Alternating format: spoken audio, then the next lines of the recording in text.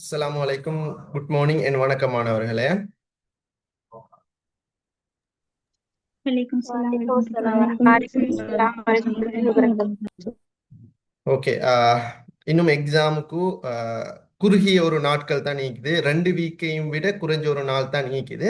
So அதோட சேர்த்து அனைவரும் தெரிஞ்சு கொள்ள வேண்டிய முக்கியமான விஷயம் என்னன்னு சொன்னா, நேற்றைய தினம் இலங்கையில குறிப்பாக பல்கலைக்கழக கட் ஆஃப் மார்க்ஸ் வந்து ரிலீஸ் ஆகி இருந்துச்சு. ஸோ அந்த கட் ஆஃப்ல வந்து பெரும்பாலான மாணவர்கள் எங்கள்கிட்ட call பண்ணி கேட்குறாங்க, சார் சிஜிடியில் எனக்கு 29க்கு குறைவடைஞ்சிட்டு, ஆனால் என் செட் ஸ்கோர் வந்து 1.5, என் 1.5 விட சேம் எடுத்த பிள்ளைகள் எல்லாருக்கும் பேராதனை கிடைச்சிக்குது, ஈஸ்டர்ன் கிடைச்சிக்குது, சவுத் ஈஸ்டர்ன் கிடைச்சிக்குது, ஜஃப்னா கிடைச்சிக்குது, ஊவா வெள்ளச கிடைச்சிக்குது, கொழும்பு கிடைச்சிக்குது. பட் எனக்கு கிடைக்கல சார். என்னன்னு கேட்டதுக்கு அந்த பிள்ளை சொல்லுது, சார் எனக்கு ஜெனரல் நாலேஜ்ல வந்து 29, 28, 20 அப்படின்ற காரணத்தால எனக்கு கிடைக்கல சார். அதனால என்ன செய்யற சார் அப்படின்ற ஒரு கோரிக்கைகளை பல மாணவர்கள் கோல் பண்ணி கேட்டிருந்தாங்க. ஸோ யூனிவர்சிட்டி கிராண்ட் கமிஷனுடைய ஒரு சட்டப்படி என்னன்னு சொன்னா, 30க்கு குறைவடைஞ்சா பல்கலைக்கழகம் போகல. நீங்க 3 எடுத்து 1 பாயிண்ட் என்ன 2 பாயிண்ட் என்ன 3 பாயிண்ட் எடுத்தாலுமே உங்களுக்கு ஜெனரல் நாலேஜ்ல வந்து 30க்கு குறைவடைஞ்சா பல்கலைக்கழகம் நுழைய முடியாது. இதுதான் சட்டம். ஸோ அதனால கடந்த காலங்களில் பிள்ளைகளுக்கு ஏற்பட்ட மாதிரியே இப்ப நேற்றைய தினம் கூட நிறைய பிள்ளைகளுக்கு நாட்டில் ஏற்பட்ட இந்த இக்கட்டான சுச்சுவேஷன் மாதிரி வரப்புற வருடம் இந்த 2026 உங்களுக்கு அப்படி ஒரு சுச்சுவேஷன் நடக்கக்கூடாதுன்றதுக்காகத்தான் இந்த இம்ரான் எஜுகேஷன் சென்டரால 2021 தொடக்கம் 25 வரைக்கும் நாங்கள் இப்படி இலவசமாக இந்த கடைசி கட்டத்தில் சிஜிடி செமினார் வந்து இலவசமாக ஏற்பாடு செய்வது உண்டு. அதே பாணியில இந்த முறை 2026ஆம் ஆண்டு உங்களுக்காகவும் இந்த சிஜிடி செமினார் வந்து இந்த ஐஏசியால இலவசமாக நாங்கள் ஏற்பாடு செஞ்சிருக்கிறோம். ஸோ இந்த செமினார் வந்து 2 கட்டங்களாக வடிவமைக்கப்பட்டிருக்குது. ஐ மீன், ஒன்று ஜெனரல் நாலேஜ், இன்னொன்று ஐக்யூ. ஸோ ஜெனரல் நாலேஜ் இப்போ நீங்கள் 10லேருந்து 11 வரை படிப்பீங்க. அதோட ரெக்கார்டிங் எல்லாம் உங்களுக்கு யூடியூபினோட கிடைக்கும். அதன் தொடர்ச்சியாக ஐக்யூ ஐக்யூவை நாங்கள் இன்ஃபார்ம் பண்ணுவோம் நாளைய தினம். என்றால் நாளைய தினம் தான் நடத்த வேண்டிய ஒரு சுச்சுவேஷன், அல்லது நாளை மறுதினம்.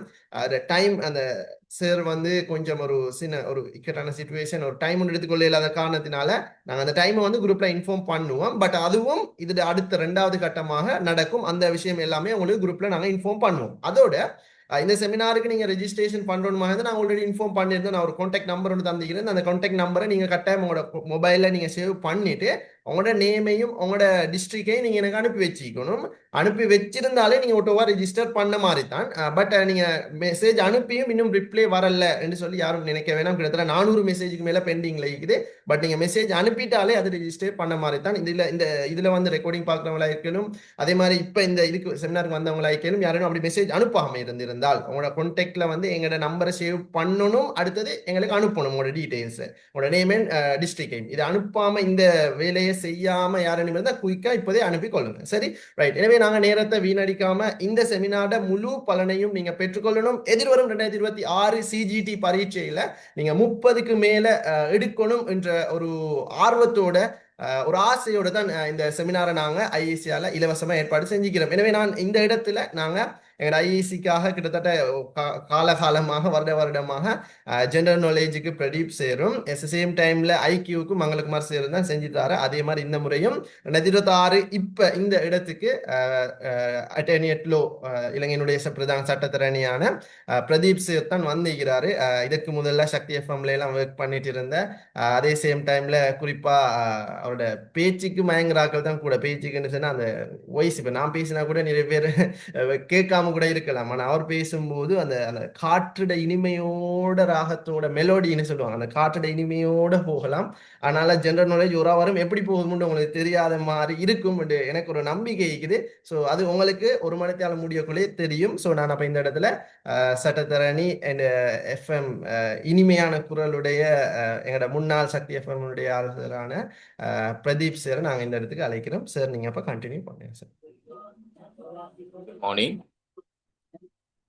முதலிலே இந்த கருத்தரங்கு ஏற்பாடு செய்திருக்கின்ற இம்ரான் எஜுகேஷன் சென்டருக்கு என்னுடைய நன்றிகளை நான் தெரிவித்துக் கொள்கிறேன்.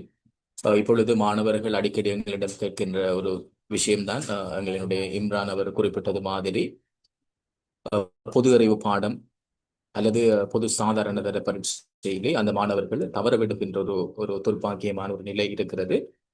அப்படியான விஷயம் நடைபெறக்கூடாது என்றதுக்காகத்தான் நாங்கள் கடந்த 4 வருடங்களாக தொடர்ச்சியாக இம்ரான் எஜுகேஷன் சென்டரோடு இணைந்து இந்த கருத்தரங்குகளை செய்து கொண்டு வருகிறோம்.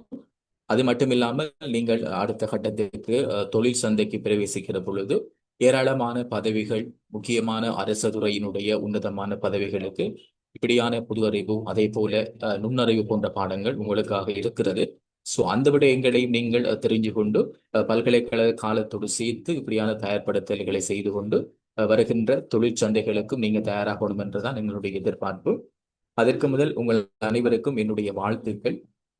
ஒருவருடைய வாழ்க்கையில அடுத்த கட்டம், நீங்க அடுத்து எங்க போறீங்க, உங்களோட தொழில் வாழ்க்கை எப்படி இருக்க போகிறது என்பதை தீர்மானிக்கின்ற ஒரு மிக மிக முக்கியமான ஒரு பரீட்சை. உங்களுடைய பாடசாலை காலம் நிறைவுக்கு வந்திருக்கிறது. தரம் 1 நீங்க இதுவரைக்கும் பாடசாலையிலே கற்ற விஷயங்கள் ஒரு வெளியீடாக, ஒரு அறுவடையாக வரப்போகின்ற ஒரு சந்தர்ப்பம் தான் இந்த A-level பரீட்சையினுடைய முடிவுகள். ஸோ அந்த காலத்தை சரியாக நீங்க பயன்படுத்த வேண்டும். நீங்க வெவ்வேறுபட்ட துறைகள் இருப்பீங்க. உங்களோட லட்சியங்கள், கனவுகள் எல்லாமே நிறைவேற இம்ரான் எஜுகேஷன் சென்டரோட சேர்ந்து நானும் இறைவனை, எல்லோருக்கும் பொதுவான இறைவனை பிரார்த்தித்துக் கொண்டு நாங்கள் நேரடியாக வகுப்புகளை ஸ்டார்ட் பண்ணுவோம். மீண்டும் இம்ரான் எஜுகேஷன் சென்டருக்கு என்னுடைய நன்றிகள்.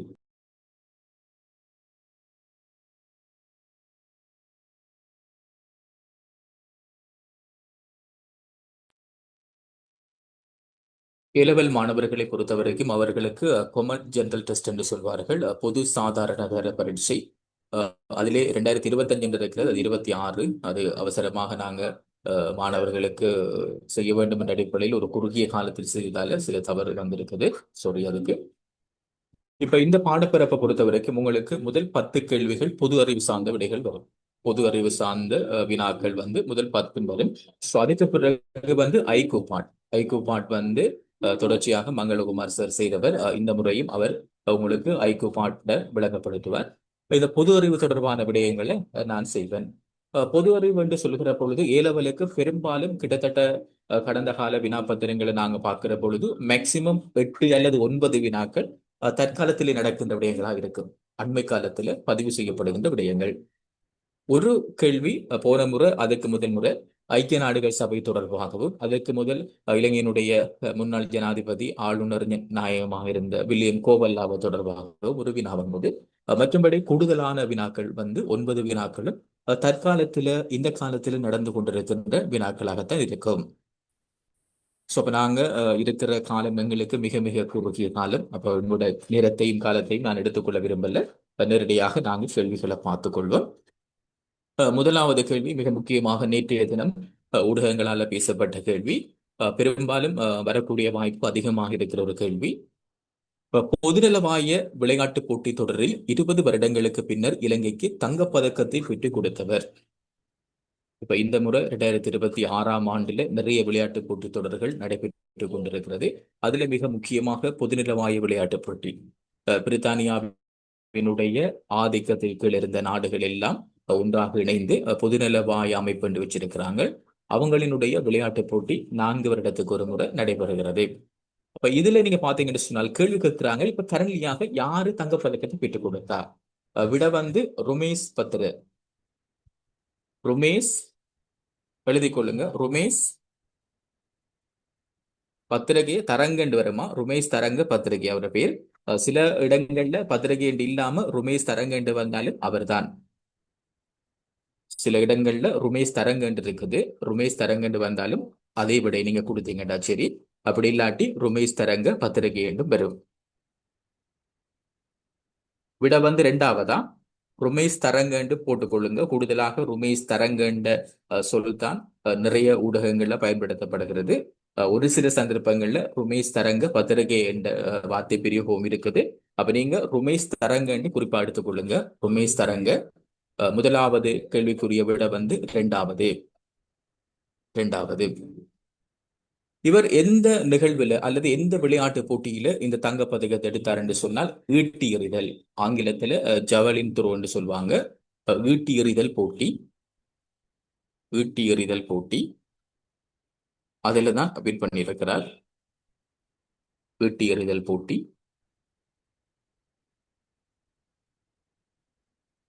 கடந்த முறை ஒலிம்பிக் சாம்பியன் இந்தியா பாகிஸ்தானை சேர்ந்த வீரர்களுக்கு மத்தியில இவர் வந்து தெரிவு செய்யப்பட்டிருக்கிறார். அவரை முழு பேர் நான் ஒருக்கா ஸ்கிரீன்ல போறேன், அதையும் எழுதி வச்சு கொள்ளுங்க. அவங்க எம்சிக்யூல தான் உங்களுக்கு வரப்போகுது. எப்படி தாராங்களோ அதுக்கேற்ற மாதிரி நீங்க ஆன்சரை கொடுத்து கொள்ளலாம். ருமேஷ் ருமேஷ் தரங்க ருமேஷ் தரங்க பத்திரகே ருமேஷ் தரங்க பத்திரகே. ரைட். இதுல பாருங்க, முதலாவதாக இப்ப நான் இந்த ஸ்கிரீனை போட்டோன்னே நிறைய பேர் பாலித்த பண்டார் என்று சொல்லி ஆன்சரை கொடுத்தாங்க. அவரும் பதக்கம் எடுத்தவர் தான். அவர் வந்து வெள்ளி பதக்கம் எடுத்தவர், அதையும் குறிச்சு கொள்ளுங்க. பொதுவாக வெள்ளிப்பதக்கம் தங்கப்பதக்கம் எடுக்கிற பொழுது கேள்வி வந்து தங்க பதக்கத்துக்கு தான் ப்ரியாரிட்டிஸ் கொடுப்பாங்க. உங்களுடைய ஏலவலை பொறுத்த வரைக்கும் அப்படித்தான் வரும். ஸோ இப்போ இந்த பேரையும் ஞாபகம் வச்சுக் கொள்ளுங்க. பாலித்த பண்டார் அவரும் வந்து வெள்ளிப்பதக்கம் எடுத்தார் இந்த முறை நடந்த பொதுநலவாய விளையாட்டு போட்டிகள் தொடரில். அவர் வந்து இந்த பருதி வட்டம் வீசுது. இப்ப நீங்க எல்லாருமே பாடசாலையில் இருக்கிறார்கள் தான் உங்களுக்கு தெரியும், இந்த டிஸ்க் த்ரோன்னு சொல்லுவாங்க, பருதி வட்டம் வீசுறார்கள். சொல்லுங்க. சார் இந்த பேப்பரை கொஞ்சம் குரூப்ல சென்ட் பண்ணி விட மாட்டீங்களா? கொஞ்சம் ஈஸி ஆயிக்கும். குரூப்ல போட்டிருப்பாங்களே. Sir போட்டில்ல போட்டில்ல sir. என்னென்றால் இது நிறைய குரூப்ல இருந்து வந்திருப்பீங்க. அட்மின் குரூப்ல போட்டிருப்பாங்களா? ஸ்கிரீனை பாருங்க, பிறகு வாட்ஸ்அப் பண்ணுங்க, போட்டுக்கிறேன் நான். இப்போ நிறைய குரூப்ல இருந்து இணைஞ்சிருப்பாங்க. Right, okay. அட்மின் அவங்களோட குரூப்ல போட்டுருப்பாருன்னு நினைக்கிறேன். கொஞ்சம் பாருங்க. ஸோ இப்போ விடையை வந்து முதலாவது பிறகு ஜாயின் பண்ணினாக்கள் கவனம். முதலாவது கேள்விக்குரிய விட வந்து ரெண்டாவது ருமேஷ் தரங்க பத்திரிகை. அதுல ருமேஷ் பத்திரிகை இருக்கு. பத்திரிகை தரங்க, ருமேஷ் தரங்க எல்லாமே அவர் பேர் தான். உங்களுக்கு எம்சிக்குள்ள வர போது அப்படியான பேர் வருகிற பொழுது நீங்க அதனை குறிப்பிட்டுக் கொள்ளுங்க. அதுல பாலித பண்டார் என்று ஒரு ஆள், அவர் வந்து பரிதிவட்டம் வீசுறதுல அவர் வெள்ளிப்பதக்கம் எடுத்தார். இந்த முறை பொதுநலவாய விளையாட்டு போட்டிகள் 23வது தடம் நடக்கிறது. சில நேரங்கள்ல இந்த முறை நடந்த பொதுநலவாய விளையாட்டு தொடர் எத்தனையாவது என்று கேட்டால் அதுக்குரிய விடையாக நீங்க 23 சொல்லிக் கொள்ளலாம். 23வது. இது எந்த நாட்டில் நடைபெறுகிறது என்று கேள்வி வந்தால் ஸ்கொட்லாந்து. ஸ்கொட்லாந்து ஸ்கொட்லாந்துல தான் நடைபெறுகிறது. சில நேரம் எப்படி கேட்பாங்கண்டா, நாடுகளை விட்டு எந்த நகரத்துல நடைபெற்றதுன்னு கேட்பாங்க. அப்படி நகரத்துல நடைபெற்றது கேட்டால் அதுக்குரிய விட வந்து கிளாஸ்கோ. கிளாஸ்கோ, ஸ்கொட்லாந்தினுடைய கிளாஸ்கோவில தான் இந்த போட்டி தொடர் நடைபெற்றுக் கொண்டிருக்கிறது.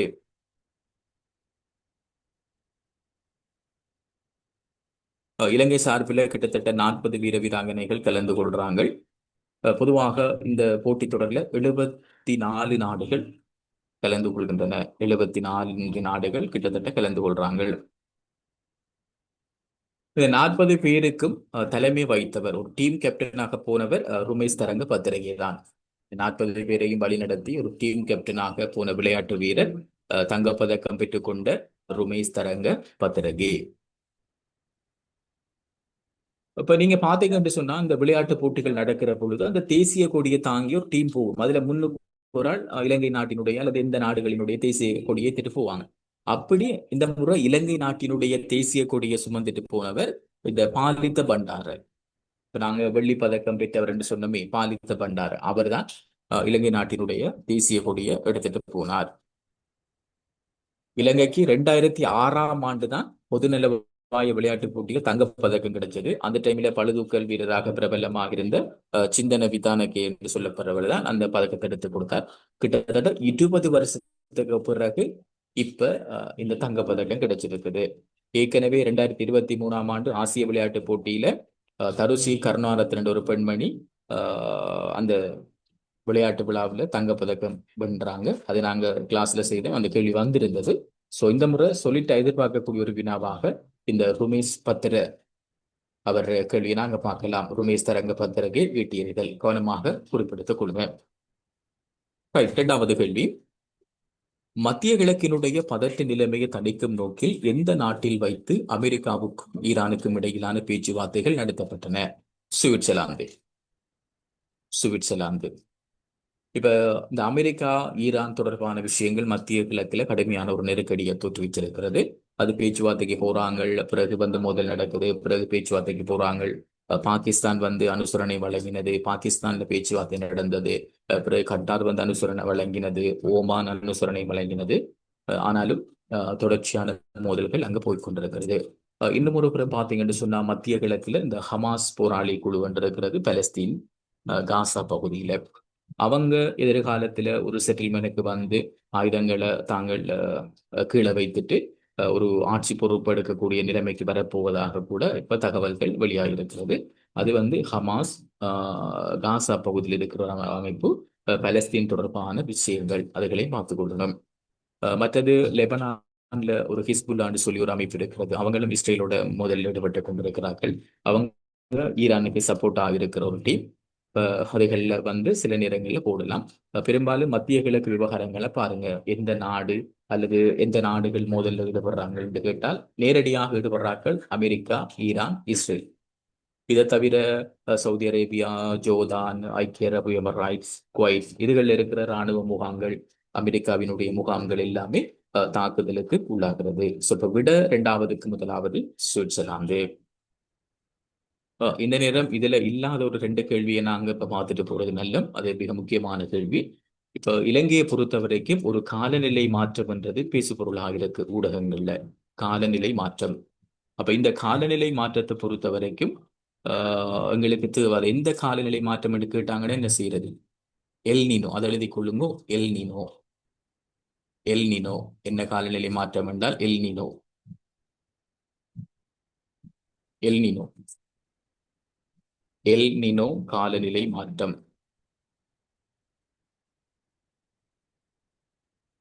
எல் நீனோவா? El Nino. இதனாலதான் இப்ப உலகளாவிய ரீதியில வெயில் வெப்பம் அதிகம், அது இலங்கைக்கும் பாதிக்கும். சில நேரம் காலநிலை மாற்றம் தொடர்பான வினாக்கள் கொண்டு அந்த எல் நீனோ தொடர்பான கேள்விகளை போடலாம். அடுத்தது இன்னும் ஒன்று, இப்ப அமெரிக்கா வந்து பிரித்தானியாட்ட இருந்த சுதந்திரம் பெற்றது. அமெரிக்கா சுதந்திரம் பெற்று இந்த முறை 250 ஆண்டுகள் கொண்டாட்டம் இடம்பெற்றது. ஜனாதிபதி டொனால்ட் ட்ரம்பினுடைய தலைமையில 250 ஆண்டுகள் பூர்த்தி அடைஞ்சிருக்கு அமெரிக்காவுக்கு சுதந்திர தினம். அப்ப அவங்க எப்ப எடுத்திருப்பாங்க சுதந்திர தினம்? 1776 ஆண்டுல.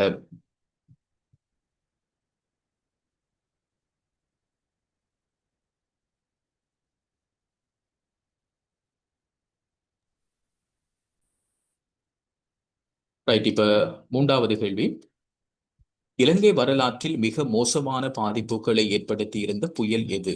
அது உங்கள் எல்லாருக்கும் தெரிஞ்சிருக்கும். விட வந்து முதலாவது டிட்வா புயல். விட வந்து முதலாவது டிட்வா புயல். டிட்வா புயல். சில நேரம் என்ன செய்வாங்க என்றால் இந்த டிட்வா என்று சொல்லப்படுகின்ற அந்த புயலை விட்டு போட்டு இது எந்த நாடு இந்த பெயரை வச்சது என்று கேட்டால் ஏமன். பேர் வச்சாக்கள் ஏமன். இப்ப ஏமன் என்றால் இப்ப இந்த மத்திய கிழக்கு விவகாரத்துல பாத்தீங்க என்றால் சவுதி அரேபியாவுக்கு எதிராக தாக்குதல் தொடுத்து கொண்டிருக்கிறாங்க அல் ஹூதி கிளர்ச்சியாளர்கள் என்று. அவங்க இருக்கிற நாடு ஏமன். ஜெர்மன் அல்ல, ஜெர்மன் என்ற பேர் நாடு, இது ஏமன், மத்திய கிழக்கு நாடு. டிட்வா புயலால கூடுதலான பாதிப்பு எதிர்கொண்ட மாவட்டம் என்று கேள்வி வந்தால் கண்டி மாவட்டம். கூடுதலான பாதிப்புகளை எதிர்கொண்ட மாவட்டம் வந்து கண்டி மாவட்டம். நீங்க பாடசாலையோடு தொடர்பாக இருக்கிறதால இந்த டிட்வா புயலால பாதிக்கப்பட்ட பாடசாலைகளை மீண்டும் கட்டி எழுப்பணும், அல்லது அந்த பாடசாலைகளை மீண்டும் கட்டி எழுப்புறதுக்காக ஒரு ப்ராஜெக்ட் ஒன்று லான்ச் பண்ணினாங்க. அதனுடைய பெயர் தான் பிரதிஷ்டா.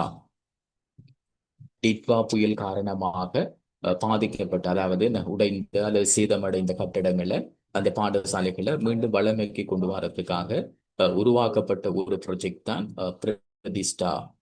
பிரதிஷ்டா. மூணாவது பாருங்க, ரீபில்டிங் ஸ்ரீலங்கா. ரீபில்டிங் ஸ்ரீலங்கான்னு சொல்லப்படுறது அதுவும் டிட்வா புயலோடு நேரடியாக தொடர்பான ஒரு விஷயம். டிட்வா புயலால பாதிக்கப்பட்ட மக்களை, அவங்களோட இயல்பு வாழ்க்கையை ஒட்டுமொத்தமாக, அது பாடசாலை என்று இல்லாமல் ஒட்டுமொத்தமாக இலங்கைய டிட்வா புயலால பாதிக்கப்பட்ட உட்கட்டமைப்பு வசதிகளா இருக்கலாம், பாதிக்கப்பட்ட குடும்பங்களா இருக்கலாம், அல்லது பாதிக்கப்பட்ட மக்களினுடைய இயல்பு வாழ்க்கை, தொழில் வாழ்க்கையா இருக்கலாம். இது எல்லாத்தையுமே மீள கட்டி எழுப்புறதுக்காக உருவாக்கப்பட்டதான் ரீபில்டிங் ஸ்ரீலங்கா. அது ஆங்கிலத்தில் இருக்கு, ரீபில்டிங் ஸ்ரீலங்கா. இதுக்கண்டு நிதியம் எல்லாம் உருவாக்கி வெளிநாடுகள் உள்நாடுகள் இருந்து நிறைய நிதி எல்லாம் சேகரித்து அந்த ப்ராஜெக்டை செய்து கொண்டிருக்கிறார்கள். மூன்றாவது வி பிரமிதி என்று சொல்றது இப்ப அண்மையில அறிமுகம் செய்யப்பட்ட இலங்கை அரசாங்கத்தினுடைய ஒரு திட்டம் வி பிரமிதி. வி பிரமிதி என்று சொல்றது நுகர்வோர்களினுடைய உரிமைகளை பாதுகாக்கிறதுக்காக. இப்ப உங்களுக்கு எழுத இயலாதாக்கள் நோட் பண்ணி எடுங்க, நீங்க ரெக்கார்டிங் போடுவாங்க, இதை கேட்டுபடி எழுதி கொள்ளலாம். இப்ப உங்களுக்கு மற்ற பாடங்கள் எல்லாம் இதுக்கு இடையில ஒரு டைம் வரும், அதுகளில் கேட்டு நீங்க எழுதி கொள்ளலாம். வி பிரமிதி என்று சொல்றது வி பிரமிதி வி பிரமிதி என்று சொல்றது நுகர்வோர்களினுடைய உரிமைகளை பாதுகாக்கிறதுக்கு உருவாக்கப்பட்ட ஒரு திட்டம். இது இலங்கையினுடைய விஞ்ஞான தொழில்நுட்ப அமைச்சு தான் இதை உருவாக்கி இருக்கிறாங்க. இலங்கையினுடைய விஞ்ஞான தொழில்நுட்ப அமைச்சு இதை உருவாக்கி இருக்கிறாங்க. இதுக்கு உதாரணமாக பெட்டா மார்க்கெட்ல போயிட்டு அங்க தயாரிக்கப்பட்டிருக்கின்ற பொருட்கள் ஒரு சாம்பிளாக எடுத்து பார்த்துருக்கிறாங்க. அந்த உணவுப் பொருட்கள் நஞ்சூட்டப்பட்டது இருக்குதா, அல்லது கெமிக்கல் கலந்திருக்கா, அல்லது அந்த உணவுப் பொருட்கள் என்னென்னத்தை கொண்டிருக்கணும் என்ற விஷயங்கள் அங்க சரியாக பின்பற்றப்படுதாண்டு அந்த பொருட்கள் தொடர்பான விடயங்களை கண்டறிவதற்காகத்தான் இது இப்பதான் லான்ச் பண்ணியிருக்கிறாங்க. ஃபியூச்சர்ல இது முற்று முழுதாக நடைமுறைக்கு கொண்டு வரப்படலாம். நான்காவது, மத்திய கிழக்கில் அடிப்படை ஏற்படுகின்ற சர்ச்சைகளை அடுத்து ஈரான் மூடுவதாக அறிவிக்கின்ற கப்பல் போக்குவரத்தினுடைய முக்கிய மார்க்கம் இது. இப்ப நீங்க பாடசாலையில் இருக்கிற நீங்க குறிப்பிட்ட சிறிய வயதுல சண்டை பிடிச்சு கொண்டு சொல்லுவீர்கள் எங்களை விட்டு வரக்கூடாது, அப்படி இல்லை என்று சொன்னால் நான் பெண் தர மாட்டேன், பெண் தர மாட்டேன். அதே மாதிரி தான் இந்த மத்திய கிழக்கில் அமெரிக்கா இஸ்ரேலினுடைய பிரச்சனை.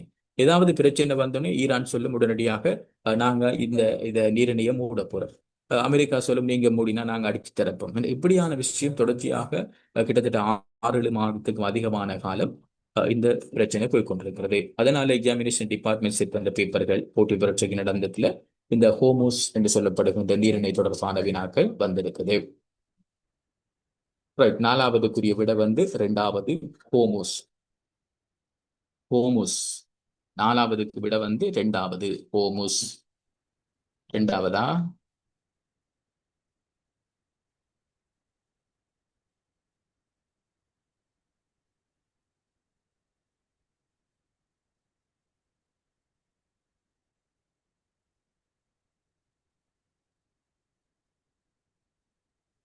இல்ல என்னென்றால் 2வது கேள்வியில் ஒரு டவுட் கேட்டிருக்கிறாங்க. அந்த பேச்சுவார்த்தை பாகிஸ்தான்ல தான் முதலாவது பேச்சுவார்த்தை. உங்களுக்கு அந்த முதல் கட்ட பேச்சுவார்த்தை என்று சொன்னால் அது பாகிஸ்தான். கடைசியாக நடந்தது, அண்மையிலே நடந்தது என்று வர பொழுது சுவிட்சர்லாந்து. அதான் நாங்க சுவிட்சர்லாந்து மென்ஷன் பண்ணது. அண்மையில் நடந்தது. பாகிஸ்தான்லயும் பேச்சுவார்த்தை நடந்திருக்கு. முதலாவது பேச்சுவார்த்தை அங்க நடந்தது. 2 கட்ட பேச்சுவார்த்தைகள். அது கேள்வி வடிவம் எடுப்பாங்க, உங்களுக்கு கிளியரா எடுப்பாங்க. அதுக்கேற்ற மாதிரி நீங்க அந்த ஆன்சரை கொடுத்துக் கொள்ளலாம். சோ 4வதுக்குரிய விட ஹோமோஸ் நீரிணை. இதுல நாங்க இந்த கார்க் தீவுன்றது மிக முக்கியமான, அதாவது ஈரானுக்கு சொந்தமான ஒரு இடம், அதிகமான எண்ணெய் வளங்களை கொண்டிருக்கின்ற ஒரு இடம் இந்த ஹார்க் தீவு என்று சொல்றது. பின்லாந்து கவனமா பாருங்க என்றால் மகிழ்ச்சி சுட்டி என்ற ஒரு விஷயம் இருக்குது, ஹாப்பி இண்டெக்ஸ் என்று சொல்றது. அதுல தொடர்ச்சியாக 1வது இடத்தில் இருக்கிற நாடு பின்லாந்து. அதுல தொடர்ச்சியாக இருக்கிற ஒரு நாடு பின்லாந்து. மகிழ்ச்சி சுட்டியில 1வது ரேங்க் பின்லாந்து. இப்ப அண்மை காலத்துல நிறைய வேற ரிப்போர்ட்ஸ் வந்தது. அதாவது இலங்கை பாஸ்போர்ட்ல கொஞ்சம் முன்னுக்கு வந்திருக்கிறாங்க. கிட்டத்தட்ட நான் நினைக்கிறேன் 94வது இடம் என்னமோ இலங்கை உலகளாவிய ரீதியில வந்திருக்குது. அதை தவிர அந்த லஞ்சம் ஊழல் தொடர்பான விஷயங்கள்ல முன்னுக்கு வந்திருக்கிறாங்க. அப்படியான குறிகாட்டிகள் இருக்குது. அதுகளையும் நாங்க கவனம் செலுத்திக் கொள்ளணும். துருக்கி என்று சொல்றது நேட்டோ அமைப்பினுடைய உச்சி மாநாடு நடந்தது துருக்கியிலையா? நேட்டோ அமைப்பினுடைய உச்சி மாநாடு நடந்தது துருக்கியில. 5வது, வலுசக்தி பாதுகாப்பிற்காக அண்மையில் இலங்கையில் அறிமுகம் செய்யப்பட்ட திட்டம் இது. இது பாடசாலையில உங்களுக்கு சேர்க்குடர் எல்லாம் வந்திருக்கும். இது பற்றிய ஒரு அவேர்னஸ் உங்களுக்கு பாடசாலை மட்டத்துல செய்திருப்பாங்க. விட சுரக்கிமு லங்கா. சுரக்கிமு லங்கா. விட சுரக்கிமு லங்கா. சுரக்கிமு லங்கா. இந்த சுரக்கிமு லங்கா என்று சொன்னால், இப்ப நாங்க இந்த மத்திய கிழக்கு விவகாரத்தால பெட்ரோல் பிரச்சனை வந்தது, மின்சார பிரச்சனைகள் வரலாம் என்ற அடிப்படையில எரிசக்தி பாவனை அதுகளை நாங்க கவனமாக சிக்கனமாக பயன்படுத்தி கொள்ளணும். அது தொடர்பில் நாங்க மாற்று சக்திகளை பற்றி யோசிக்கணும், புதுப்பிக்கத்தக்க வளங்களை பயன்படுத்தணும். இது காலத்துல ஷார்டேஜ் வாரத்துக்கு எங்கட பாவனைகளை நாங்க மட்டுப்படுத்தணும் என்ற அடிப்படையில ஒரு லாங் டேர்ம்ல மக்கள் மத்தியில, பாடசாலை மாணவர்கள் மத்தியில ஒரு அவேர்னஸ், ஒரு விழிப்புணர்வை கிரியேட் பண்றதுக்காக கொண்டு வரப்பட்டதுதான் இந்த சுரைக்கு முழங்கா. சில நேரம் இதை தமிழ்ல டிரான்ஸ்லேட், இது சிங்கள சொல் சுரைக்கு முழங்கான்றது தமிழ்ல டிரான்ஸ்லேட் பண்ணி இலங்கையை பாதுகாப்போம் என்றாலும் இது பெயர்தான். இலங்கையை பாதுகாப்போம் என்று சொன்னாலும் அதுவும் இதுதான். இப்ப ரெண்டாவது பாருங்க குரோக்பீடியா. இப்ப விக்கிபீடியான்னு நீங்க நிறைய விஷயம் தேடி பார்த்திருப்பீங்க. படிக்கிற நேரம் விக்கிபீடியான்னு நிறைய விஷயத்துல தேடுவீங்க. அது நிறைய ஒரு தேடுதலுக்கு உரிய ஒரு இடமாவது விக்கிபீடியா. அதே மாதிரி உலகத்தினுடைய கோடீஸ்வரராக இருக்கிறவர், ட்ரில்லியனாக இருக்கிற எலன் மாஸ்க், உலக கோடீஸ்வரர் பட்டியல்ல முதலாவது இடத்தில் இருக்கிறவர் எலன் மாஸ்க். அவர் உருவாக்கின ஒரு தளம் தான் இந்த குரோக்பீடியான்றது. விக்கிபீடியா மாதிரி நிறைய தரவுகளை நாங்க தேடிக்கொள்ளக்கூடிய ஒரு தளமாக குரோக்பீடியா காணப்படுகிறது. முழு நாடுமே ஒன்றாக, அது உங்களுக்கு அறிஞ்சிருப்பீங்க. இலங்கையில் இருக்கிற தற்போதைய அரசாங்கம் இந்த போதைப் பொருள் பாவனை தொடர்பான விடயங்களை மட்டுப்படுத்துறதுக்காக இன்ட்ரோடியூஸ் பண்ண ஒரு ப்ராஜெக்ட். அதுக்கு அதன் பெயர் தான் முழு நாடுமே ஒன்றாக. நாலாவது ஒபேக். ஒபேக்கை நான் ஏன் போட்டேன்னு சொன்னால், இந்த ஒபேக்ன்றது எண்ணெய் வள நாடுகள் பற்றியது. இப்ப மத்திய கிழக்குல ஏற்பட்ட அந்த மோதல் காரணமாக எண்ணெய் வளங்கள், எண்ணெய் வள ஏற்றுமதி எல்லாம் பாதிக்கப்பட்டிருக்கிறது. அதுல ஒபேக் என்று சொல்லப்படுகிற அமைப்பில் நிறைய நாடுகள் இருக்கிறாங்க. சவுதி அரேபியா, ஈரான், ஈராக், அப்படியான நாடுகள் இருக்கிறாங்க. அதுல இப்ப ஐக்கிய அரபு எமரைட்ஸ் என்ற ஒரு நாடு இருக்குது. ஐக்கிய அரபு எமரைட்ஸ். இப்போ அந்த ஸ்கிரீன்ல கொஞ்சம் டச் பண்ணாதீங்களா, மற்றவர்களுக்கு டிஸ்டர்பா இருக்கும். அப்ப ஐக்கிய அரபு எமரேட்ஸ், நாங்க யுஏஇ என்று சொல்லுவோம். அதுலதான் இந்த துபாய், சார்ஜா கிரிக்கெட் போட்டி நடக்கும். இந்த யுஏஇ, ஐக்கிய அரபு எமரேட்ஸ் வந்து இந்த ஒபேக் என்று சொல்ற அமைப்பிலிருந்து விலகிட்டாங்க. ஒபேக் என்று சொல்லுகின்ற அமைப்பிலிருந்து விலகின நாடு. அடுத்தது மிக மிக முக்கியமான கேள்வி. இந்த ஈரானினுடைய யுத்தம் ஆரம்பிக்கப்பட்ட முதல் நாளிலே அந்த ஈரான் நாட்டினுடைய உச்சபட்ச தலைவராக இருந்த ஒருவர் வந்து தாக்குதல்ல, இஸ்ரேல் அமெரிக்காவினுடைய தாக்குதல்ல உயிரிழக்கிறார். சோ அதை பற்றி ஒரு வினா. ஈரானினுடைய புதிய அதி உச்ச தலைவர் புதுசா தேர்வு செய்யப்பட்டால கேட்கிறார். சில நேரம் மாறி உங்களுக்கு உயிரிழந்தவர் அந்த கேட்கலாமே. சோ அது ஒரு இன்டர்நேஷனல் வைஸாக பேசப்பட்ட ஒரு விஷயம். இங்க வந்து புதிய ஆள்ற பேர் வந்து இரண்டாவது மொஜ்தபா கமேனி. மொஜ்தபா கமேனி இரண்டாவது விடையை போட்டுக்கொள்ளுங்க. ஆறாவதுக்கு இரண்டாவது விடை மொஜ்தபா கமேனி.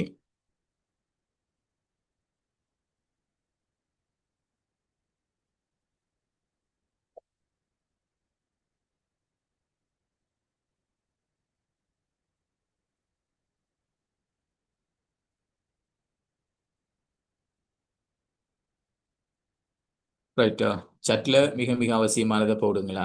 இந்த சில வேளை சவுண்டுகள் எல்லாருக்கும் விளங்குது தானே, நிறைய பேருக்கு விளங்குது என்று சொல்றாங்க. Right, okay. ரெக்கார்டிங் அனுப்புவாங்களா? சார் விழுந்துரும். ஓ, ரெக்கார்டிங் அனுப்புவாங்க, இஷ்யூ இல்லை. நீங்க கதைக்கிறத கேளுங்க, முடியுமானதை நோட் பண்ணுங்க. ரெக்கார்டிங் தருவாங்க. நீங்க உங்களோட மற்ற பாடங்களை படிச்சு கொண்டு ஒரு இடைவேளை கிடைக்கிற நேரத்துல இதை பார்த்தா காணும். நீங்க 90 95% உங்களோட 3 பாடத்துக்கு முக்கியத்துவம் கொடுத்துட்டு 5% உங்களோட ஃப்ரீ டைம்ல பார்த்தீங்கன்னு சொன்னால் உங்களுக்கு யூஸா இருக்கும். ஸோ இதை வந்து இன்றைக்கு வந்து இப்ப விலங்குகள் யோசிக்காம ஆறுதலா ரெக்கார்டிங்ல கேட்கலாம், அனுப்புவாங்க. ஸோ ஆறாவதுக்குரிய விட வந்து இரண்டாவது மொஜ்தபா கமீனி. இப்ப புதிதாக வந்தவரை பற்றி நாங்க பார்க்கிற மொஜ்தபா கமீனி என்று சொல்ற மாதிரி ஏற்கனவே இருந்தவர் யாரு? ஏற்கனவே ஒரு ஆள் இருந்திருப்பார் தானே. அவர் வந்து அயோத்துல்லா அல் கமேனி. அவர் வந்து அயோத்துல்லா அல் கமேனி, உயிரிழந்தவர். முதல் இருந்தவர் உயிரிழந்தவர். அவருடைய பெயர் வந்து அயோத்துல்லா அல் கமேனி. இந்த மூணாவது இருக்குது மசூத் பெசஸ்கியன் என்று சொல்லப்படுறவர், ஈரான் நாட்டினுடைய தற்போதைய ஜனாதிபதி. ஈரான் நாட்டினுடைய தற்போதைய ஜனாதிபதி தான் மசூத் பெசஸ்கியன். நாலாவது பிரீத்தி பத்மன் சூரசேன. அவர் வந்து இலங்கை நாட்டினுடைய பிரதம நீதியரசர், சீஃப் ஜஸ்டிஸ். இப்ப இலங்கையில இந்த நீதி அரசர்களினுடைய வயதலை அதிகரிக்கிறது சம்பந்தமா போகுது. அப்ப சில நேரங்களுக்கெல்லாம் இப்படி அதிகரித்திருக்கக்கூடிய ஏற்பாடுகள் செய்யப்பட்டு கொண்டு வர எத்தனை வயதாக. அப்ப உயர் நீதிமன்ற நீதியரசர்களை பொறுத்த வரைக்கும் ஆல்ரெடி அவங்களுக்கு 65 வயது வரைக்கும் அவங்க பணியாற்றலாம். இப்ப 67ஆக மாற்றம் செய்ய போறாங்க ஃபியூச்சர்ல. மேன்முறையீட்டு நீதிமன்றம், கோர்ட் ஆஃப் அப்பீலை பொறுத்த வரைக்கும் இப்போதைக்கு 63 வரையும் இருக்கலாம். அது ஃபியூச்சர்ல 65ஆக மாற்ற போறாங்க. அப்ப 2 வருடங்கள் அதிகரிக்க போவதாக இப்ப நடவடிக்கைகள் எடுத்துக்கொண்டு இருக்கிறாங்க.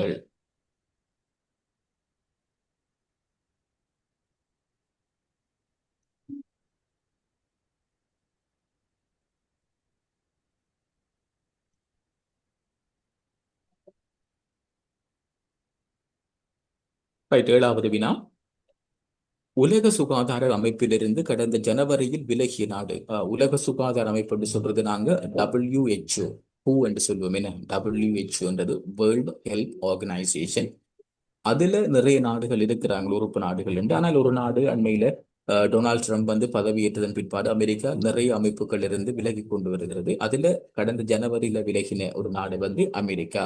7வதுக்கு முதலாவது விடை. 7வதுக்கு முதலாவது விடை.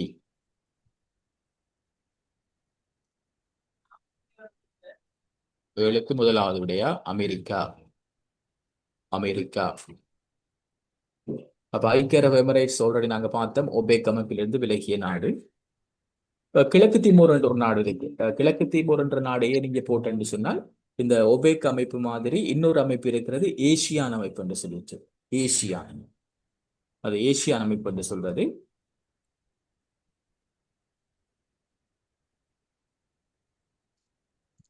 ஏசியான் அமைப்பு என்று சொல்றது. எழுதிக் கொள்ளுங்க, ஏசியான். ஏசியான் அமைப்பு. அப்ப இந்த ஏசியான் அமைப்புல புதிதாக ஒரு நாடு இணைந்து கொள்ளுது. அப்படி இணைந்த நாடுதான் நான் சொன்ன கிழக்கு தீமோர். ஏசியான் அமைப்பில இணைஞ்சு கொண்ட நாடு கிழக்கு தீமோர். 4வது இந்தோனேஷியா இருக்கிறது. பிரிக்ஸ் என்று சொல்லி ஒரு அமைப்பு இருக்கிறது, பிரிக்ஸ். இப்ப ஏசியான் அமைப்பில் இணைஞ்சு கொண்ட நாடு கிழக்கு தீமோர் என்று சொல்ற மாதிரி, ஏசியான் அமைப்பில் இணைஞ்சு கொண்ட நாடு கிழக்கு தீமோர் என்று சொல்ற மாதிரி பிரிக்ஸ் என்று சொல்லி ஒரு அமைப்பு இருக்கு, பிரிக்ஸ். அதுல இணைஞ்சு கொண்டாக்கள் தான் இந்தோனேஷியா.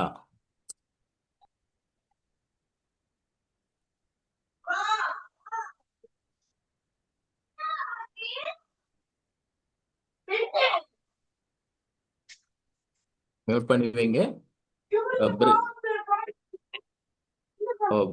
மியூட் பண்ணி வைங்க ப்ளீஸ்.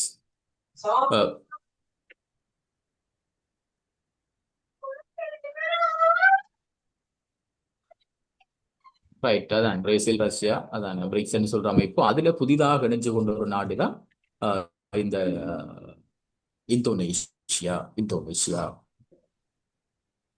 8வது.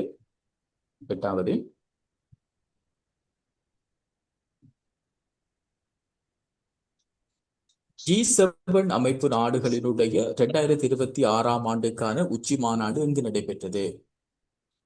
மியூட் பண்ணுங்க, இல்லாட்டி எல்லாரையும் அன்மியூட் பண்ணி வைப்போம். இந்த உங்களுக்கு ரெக்கார்டிங் கூட டிஸ்டர்ப் ஆயிருக்கும். எக்ஸாமுக்கு ஒரு நாளைக்கு முதல் இந்த ரெக்கார்டிங் எடுத்து கேட்க போறீங்க. அந்த டைம்ல டிஸ்டர்ப் ஆயிருக்கும், ஒன்றுமே விளங்காது. ஸோ ப்ளீஸ் எல்லாரும் அன்மியூட் பண்ணி வச்சுக்கொள்ளுங்க. வீடுகளில் நீங்க கதைக்கிறது, சின்ன பிள்ளைகள் கதைக்கிறது எல்லாம் வருகிறது, கொஞ்சம் அவாய்ட் பண்ணுங்க. G7 அமைப்பு நாடுகளினுடைய 2026ஆம் ஆண்டுக்கான உச்சி மாநாடு எங்கு நடைபெற்றது? விட வந்து பிரான்ஸ். பிரான்ஸ். சரியான விடை பிரான்ஸ்.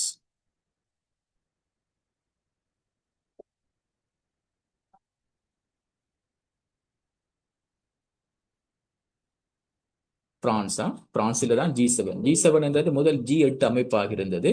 அந்த டைம்ல இருந்து ரஷ்யா விலகினதுக்கு பிற்பாடு இப்ப வந்து G7 அமைப்பாக இருக்கிறது. இதை கொஞ்சம் இந்த ஸ்டாப் பண்ணி வைங்க.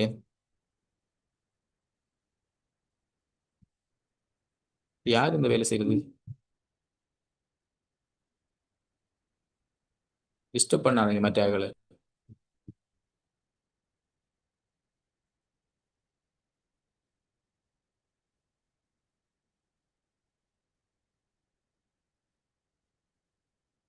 G7 அமைப்பு நாடுகள் தொடர்பான உச்சி மாநாடு நடைபெற்றது பிரான்ஸ்ல. அதை எழுதி கொள்ளுங்க.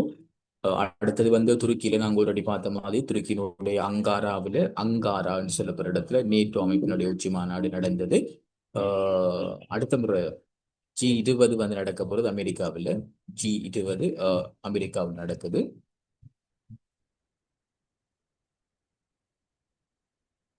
இந்தியாவை பாருங்களா, இந்தியா இப்ப அண்மை காலத்துல நிறைய விஷயங்கள் செய்து கொண்டு வராங்க. எங்களுடைய அயல் நாடு, எங்களுக்கு அடிக்கடி ஒத்துழைப்பு செய்து கொண்டு வர நாடு. நரேந்திர மோடி அங்க பிரதமராக இருக்கிறார், அதிக காலம் பிரதமராக இருந்த ஒருவர். அப்படின்னு விடயங்களை மென்ஷன் பண்ணி பார்த்து கொள்ளணும். 9வது உலக பொருளாதார மாநாடு 2026ஆம் ஆண்டில் எங்கு நடைபெற்றது? விட வந்து சுவிட்சர்லாந்து. 3வது விடை. மூன்றாவது விடை சுவிட்சர்லாந்து. சவுதி அரேபியா நடக்க போகுது 2034 ஆண்டுல கால்பந்தாட்ட போட்டியை நடத்த போறாங்க. 2034 கால்பந்தாட்ட போட்டியை நடத்த போறது வந்து சவுதி அரேபியா. 10வது, பிரித்தானியாவினுடைய பிரதமர் பதவியிலிருந்து விலகுவதாக அறிவித்தார். இப்ப பிரித்தானியாவை பொறுத்த வரைக்கும் அண்மை காலத்துல ஒரு பிரதமர் விலகுறது, அடுத்த பிரதமர் வாரண்டு, கிட்டத்தட்ட குறுகிய ஒரு காலத்துக்குள்ள 7 பிரதமர்கள் வந்து போயிட்டாங்க. 7 பிரதமர்கள் வந்து போயிட்டாங்க. அப்ப பதவியை விலகினவர் யாருன்னு கேட்டால் முதலாவது விடை கெய்ர் ஸ்டாமர். பதவி விலகி இருந்தவர் முதலாவது விடை கெய்ர் ஸ்டாமர். இப்ப ஒரு ஆள் பதவி விலகினா என்ன நடக்க போகுது? இன்னும் ஒரு ஆள் வருவார். இப்ப உங்களோட பாடசாலையில் ஒரு அதிபர் வந்து டான்சல்ல போனா என்ன நடக்குது? அதுக்கு பதிலாக இன்னொரு ஆள் வருவார். உங்களோட ஆசிரியர் போனா இன்னொரு ஆள் வருவார். அதே மாதிரி தான் இப்ப இந்த பிரதமர் பதவியிலிருந்து ஒரு ஆள் விலகினா இன்னொரு ஆள் தெரிவு செய்யப்படுவார். அப்படி புதிதாக தெரிவு செய்யப்பட்ட அல்லது பிரித்தானியாவினுடைய தற்போதைய பிரதமர் என்றால் ஆன்டி பெர்ன்ஹாம். ஆன்டி என ஒரு உறவு முறை நாங்கள் ஞாபகம் வச்சுக் கொள்ளலாம். ஆன்டி என்று சொல்லிட்டு ஆன்டி பெர்ன்ஹாம் இவர் தான் தற்போது இருக்கிற பிரித்தானியாவினுடைய பிரதமர். இதுல ஆல்ரெடி நான் சொன்னேன், நரேந்திர மோடி அதிக காலம் இந்தியாவில் தொடர்ச்சியாக வின் பண்ணி அதிக காலம் பிரதமராக இருந்தவர் நரேந்திர மோடி. அடுத்தது சஃபீனா யூசப். இவ வந்து மிஸ்ஸிஸ், அதாவது திருமணமான உலக அழகி அல்லது திருமதி உலக அழகியில 2வது இடத்தை பிடிச்சவர். இலங்கை திருமதி அழகில 1வது இடம். ஸோ உலகளாவிய ரீதியில திருமணமானவங்களுக்கான ஒரு அழகி போட்டி, அது திருமதி அழகி போட்டி என்பது. அதுல 2வது இடம். இலங்கையில 1வது இடம் சஃபீனா யூசப். சஃபீனா யூசப்.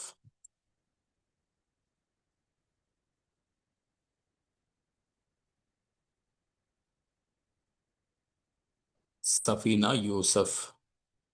11, அமெரிக்காவால் சிறைப்பிடிக்கப்பட்டு தடுத்து வைக்கப்பட்டுள்ள வெனிசுவேலா நாட்டினுடைய ஜனாதிபதி. இப்ப வெனிசுவேலாவை பொறுத்த வரைக்கும் கேள்விப்பட்டிருக்கீங்க, அமெரிக்கா வந்து ஒரு ஹெலிகாப்டர் அனுப்பி ஒரு சிறப்பு படை அங்க அனுப்பி அங்கிருந்து வெனிசுவேலா நாட்டினுடைய ஜனாதிபதியாக இருந்த ஒருவரை சிறைப்பிடித்து இப்ப அமெரிக்காவில் தடுத்து வச்சிருக்குது. அப்ப நாங்க இந்த இடத்தை பார்க்கணும், யார் அவர்? அவர் பெயர் வந்து இப்ப இந்த ஒரு ஆள் போட்டிருக்கிற மாதிரி நிக்கலஸ் மதுரோ. நிக்கலஸ் மதுரோ, அதாவது 3வது விடை. 3வது விடை. அவர் மட்டுமல்ல, அவருடைய துணைவியாரையும் அங்க கடத்தி கொண்டு வச்சிருக்கிறாங்க. சொல்லப்பட்ட காரணம் போதைப் பொருள் கடத்தல் என்று சொல்லப்படுகின்ற விஷயமாக இருக்கிறது. ஆனால் உலகளாவிய ரீதியில் அதிக எண்ணெய் வளம் இருக்கிற ஒரு நாடு வெனிசுவேலா. ஈரானை விட அதிகமான எண்ணெய் வளம் இருக்கிற நாடு வெனிசுவேலா தான். இதுல 11ல 1வது பாருங்கோ, சனே டெகாச்சி. இது ஒரு மிக முக்கியமான கேள்வி. ஏனென்றால் ஜப்பானினுடைய வரலாற்றிலே 1வது பெண் பிரதமர். ஜப்பானினுடைய வரலாற்றிலே இதுக்கு முதல் பிரதமர்களாக ஒரு பெண்ணும் வந்ததில்லை. இந்த முறைதான் ஜப்பான் நாட்டுல முதல் தடவையாக ஒரு பெண் வந்து பிரதமராக வந்திருக்கிறார். அவட பேர் தான் சனே டெகாச்சி. நாங்க வீட்டுல தங்கச்சி என்று சொல்லுவோம். என்ன, எங்களுக்கு சகோதரிகள் தங்கச்சி இருப்பாங்க, தங்கச்சி என்று சொல்லுவோம். அதே மாதிரி ஞாபகம் வச்சுக் கொள்ளுங்க, சனே டெகாச்சி. அந்த டெகாச்சி தான் ஜப்பான் நாட்டினுடைய 1வது பெண் பிரதமர். இப்ப இருக்கிறாங்க கரண்டியாக. 2வதாக இந்த யூன் சக் யோல் என்று சொல்லப்படுறவர் தென்கொரியா நாட்டினுடைய ஜனாதிபதியாக இருந்து அங்க ராணுவ சட்டங்கள் கொண்டு வரப்பட்ட அந்த மக்கள் அடக்குமுறை எதிர்கொண்டதன் காரணமாக அவருக்கு எதிராக மக்கள் திரண்டெழுந்து அதுக்கு பிறகு அவருக்கு எதிராக நீதிமன்றங்கள வழக்கெல்லாம் போய் விசாரணை எல்லாம் முடிந்து இப்ப அவருக்கு வந்து தண்டனை நிறைவேற்றப்பட்டிருக்குது. அவர் ஜனாதிபதி பதவியிலையும் இல்லை, தண்டனை நிறைவேற்றப்பட்டிருக்கு நீதிமன்றத்தால. அவரை பேர் தான் யூன் சக் யோல் என்றது. 4வது முகமது முர்சு என்று சொல்லப்படுறவர் மாலத்தீவு நாட்டினுடைய ஜனாதிபதி, இலங்கைக்கு வந்து போனவர். மாலத்தீவு நாட்டினுடைய ஜனாதிபதி இலங்கைக்கு வந்து போனவர். அவர பெயர் வந்து முகமது முர்சு. 12, இது அண்மையில் நடந்த ஒரு எக்ஸாமினேஷன் டிபார்ட்மெண்ட் பேப்பர்ல வந்த கேள்வி. 50 வருடங்களுக்கு பின்னர் அமெரிக்கா நிலவுக்கு அனுப்பியிருந்த விண்கலத்தினுடைய பெயர். 2வது விட ஆர்டெமிஸ் 2. கிட்டத்தட்ட 50 வருஷத்துக்கு பிறகு நிலவுக்கு விண்கலம் அனுப்பின அமெரிக்கா. அந்த பேர் வந்து ஆர்டெமிஸ் 2. 2வது விடையா? 2வது. இதுல 1வது பாருங்க, பேர்ட்ஸ் எக்ஸ் டிராகன் பிளை என்று சொல்றது இலங்கை அனுப்பின செய்மதியா? இலங்கை அனுப்பின செய்மதி. பேர்ட்ஸ் எக்ஸ் டிராகன் பிளை இலங்கை அனுப்பினது. இலங்கை அனுப்பினது. ஸ்பேஸ் எக்ஸ் என்றது ஒரு விண்வெளி நிறுவகம். அது இப்ப எலன் மாஸ்க், நான் ஏற்கனவே சொன்ன மாதிரி உலக கோடீஸ்வரர் பட்டியல 1வதாக இருக்கிற எலன் மாஸ்க் உருவாக்கிய ஒரு நிறுவனம் ஸ்பேஸ் எக்ஸ், அவர் தான் அது. 13, இலங்கை கிரிக்கெட் கட்டுப்பாட்டு சபையினுடைய இடைக்கால தலைவர். இப்ப இலங்கை கிரிக்கெட் கட்டுப்பாட்டு சபையில ஊழல் என்று சொல்லிட்டு பொதுமக்கள் ஆர்ப்பாட்டம் எல்லாம் செய்து அவங்களோட கட்டுப்பாட்டு சபை கலைக்கப்பட்டு அந்த தலைவர் எல்லாம் பதவியிலிருந்து விலகினவங்க. அதுக்கு பிறகு ஒரு ஒரு டெம்பரியான ஒரு பொடி ஒரு ஒரு சபை ஒன்று அல்லது இடைக்கால சபை ஒன்று நிர்வகிக்கப்பட்டிருக்கிறது. அந்த அதனுடைய தலைவர் விட வந்து எரான் விக்ரமரத்ன மூன்றாவது விடை. எரான் விக்ரமரத்ன மூன்றாவது விடை. ரைட். இதுல ருமேஷ் தரங்க பத்தகி அவர் பேரை நல்லா ஞாபகம் வச்சு கொள்ளுங்க. வீட்டியர் இல்ல. ரைட். 14 2026 ஆண்டில் 75வது ஆண்டு நிறைவை கொண்டாடும் இலங்கையினுடைய முக்கிய நிறுவனம். 2026 ஆண்டில 75வது ஆண்டு நிறைவை கொண்டாடுகின்ற இலங்கையினுடைய முக்கிய நிறுவனம். இப்ப 2025 முக்கியமான நிறுவனம் 75 வருடம் என்று சொன்னால் அது வந்து இலங்கை மத்திய வங்கி. தெளிவாக விளங்கிக் கொள்ளணும். 2025 பொறுத்த வரைக்கும் 1950 உருவாக்கப்பட்ட இலங்கை மத்திய வங்கி தான் 75வது ஆண்டு நிறைவு கொண்டாடினது. அதே மாதிரி 2025 இலங்கை கடற்படையும் 75வது ஆண்டு நிறைவை கொண்டாடிச்சு. 2026 உங்களுக்கு நெருக்கமான ஒரு அமைப்பு உங்களோட பரீட்சைகள் திணைக்களம், உங்களோட எக்ஸாம் செய்ய போகின்ற இலங்கை பரீட்சைகள் திணைக்களம் 75வது ஆண்டு நிறைவை கொண்டாடுகிறது. இப்ப விட வந்து இலங்கை பரீட்சைகள் திணைக்களம். மத்திய வங்கி இப்ப 2025, இலங்கை கடற்படை 2025. இதுல இன்னும் ஒரு விஷயம் இருக்குது. 2026 ஆண்டுல இந்த வருஷத்துல 225 ஆண்டு நிறைவுகளை ஒரு நிறுவனம் இலங்கையில கொண்டாடுகிறது. 225 ஆண்டுகள் பிரித்தானியர்களால் உருவாக்கப்பட்டு இப்ப 225 ஆண்டுகள் ஒரு நிறுவனம். அது இலங்கையினுடைய உயர் நீதிமன்றம், சுப்ரீம் கோர்ட் நாங்க சொல்லுவோம். இலங்கை உயர் நீதிமன்றம் 225 ஆண்டுகள் நிறைவா. இதுல இல்ல ஞாபகம் பாருன்னு சொல்லிட்டு போறேன். கவனமா பார்த்துக்கொள்ளுங்க. 225 ஆண்டு இலங்கை உயர் நீதிமன்றம்.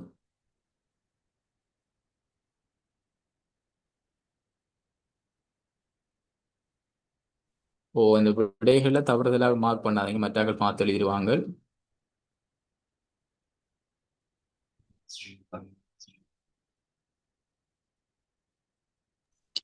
சார் அந்த உயர் நீதிமன்றம் சொல்லுங்கண்ணே. உயர் நீதிமன்றம் 225 ஆண்டுகள் நிறைவு 2026 ஆண்டுல 1801 ஆண்டு உருவாக்கப்பட்டு 225 ஆண்டு நிறைவு இப்ப அனுஷ்டிக்கப்படுகிறது.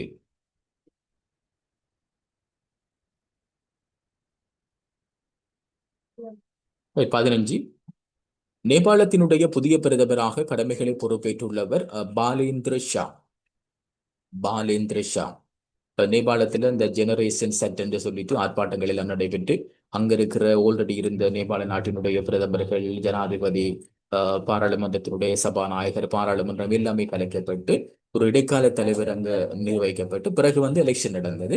அப்ப எலெக்ஷன் நடந்து நேபாளத்தினுடைய பிரதமராக வந்தவர் பாலேந்திர ஷா. பாலேந்திர ஷா. இதுல நான் ஏற்கனவே சொன்னேன், இந்த கிரிக்கெட் கட்டுப்பாட்டு சபையினுடைய தலைவர் வந்து பதவி விலகி இருந்தார் என்று. சோ அவர பேர் வந்து ஷமி சில்வா. இலங்கை கிரிக்கெட் கட்டுப்பாட்டு சபையின் ஒரு தலைவர் வந்து பதவி விலகி இருந்தார். அவருடைய பெயர் வந்து ஷமி சில்வா. ஷெபாஸ் ஷெரீப் பாகிஸ்தான் நாட்டினுடைய பிரதமர். பாகிஸ்தான் தான் முதலாக இந்த ஈரான் அமெரிக்கா பிரச்சனையில தலையிட்டு பேச்சுவார்த்தைக்கு கூப்பிட்டு தங்களோட நாட்டில் அந்த பேச்சுவார்த்தையும் செய்த ஒரு நாடு. ஷெபாஸ் ஷெரீப் பாகிஸ்தான் நாட்டினுடைய பிரதமர். அசிப் அலி சர்தாரி பாகிஸ்தான் நாட்டினுடைய ஜனாதிபதி. பாகிஸ்தான் நாட்டினுடைய ஜனாதிபதி. 16, 2026 ஆண்டில் குளிர்கால ஒலிம்பிக் போட்டி தொடர் எங்கு நடைபெற உள்ளது? இப்ப இந்த முறை நடந்த விளையாட்டுப் போட்டிகளை கவனமா பாருங்க. ஃபுட்பால் நடந்தது, பொதுநலவாயம் நடந்து கொண்டிருக்குது. இப்ப குளிர்கால ஒலிம்பிக் போட்டி நடந்தது வந்து இத்தாலியில. இத்தாலி. இந்த குளிர்கால ஒலிம்பிக் போட்டிகள்ல வந்து கூடுதலான பதக்கங்களை பெற்றுக்கொண்ட நாடு வந்து நோர்வே. கூடுதலான பதக்கங்களை பெற்றுக்கொண்ட நாடு நோர்வே. ஏற்கனவே 2024 ஒலிம்பிக் போட்டி நடந்தது. அது நடந்தது பிரான்சில. அது கோடைகால ஒலிம்பிக் என்று சொல்றது. அது நிறைய நாடுகள் கலந்து கொள்ளும். ஸ்கொட்லாந்து இப்ப நாங்க பார்த்துட்டோம், பொதுநலவாய விளையாட்டு போட்டி நடந்தோம். அடுத்தது மிக முக்கியமாக இந்த ஜப்பான்ல அடுத்த போட்டி ஒன்று நடக்க போகுது. ஆசிய விளையாட்டு போட்டி. ஆசிய நாடுகளுக்குரிய ஆசிய விளையாட்டு போட்டி வந்து ஜப்பான்ல நடைபெற போகிறது. ஆசிய விளையாட்டுப் போட்டி. அப்ப ஆசிய விளையாட்டுப் போட்டி எங்க நடக்குதுன்னு கேட்டால் விட வந்து ஜப்பான்.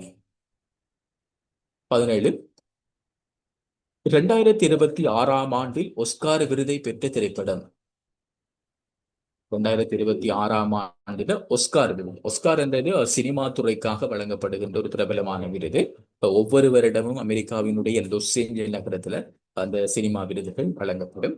உங்களுக்கு அவ்வளவு ஆழமாக தேவையில்லை. வேற எக்ஸாம் தொழில் செய்யறதுக்குரிய எக்ஸாம்கள்ல ஆழமா வர்றது உங்களுக்கு கரண்ட் டாபிக்க மட்டும்தான் நோவலா போட்டு கொள்வாங்க. ஸோ இப்ப என்ன படம் என்ற விஷயத்தை தெரிஞ்சா காணும். ஒஸ்கார் விருதை பெற்ற திரைப்படம் வந்து 4வது விடை ஒன் பெட்டில் ஆஃப்டர் another.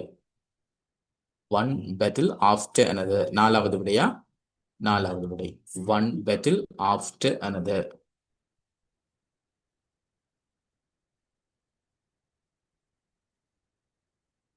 ஓமம் ரெக்கார்டிங் எல்லாம் போடுவாங்க, நோ வரிஸ். 2026ஆம் ஆண்டுல ஒஸ்கார் விருது பெற்ற திரைப்படம் வந்து ஒன் பெட்டில் ஆஃப்டர் another. இந்த ஒஸ்கார் விருதுல நிறைய கேட்டகரிஸ்ல கொடுப்பாங்க. இப்ப திரைப்படம், சிறந்த மியூசிக் டைரக்டர், பெஸ்ட் டைரக்டர், நடிகர், துணை நடிகர் என்று பல விருதுகள் வழங்கப்படும். அதுல சிறந்த திரைப்படம் தான் ஒன் பெட்டில் ஆஃப்டர் another. இன்னும் ஒன்று வந்து இந்த சிறந்த ஆவண திரைப்படம், அதுவும் சில நேரம் கேள்விக்கு வராது. பெஸ்ட் டாக்குமெண்டரி ஃபிலிம்ஸ் அப்படி சொல்றது.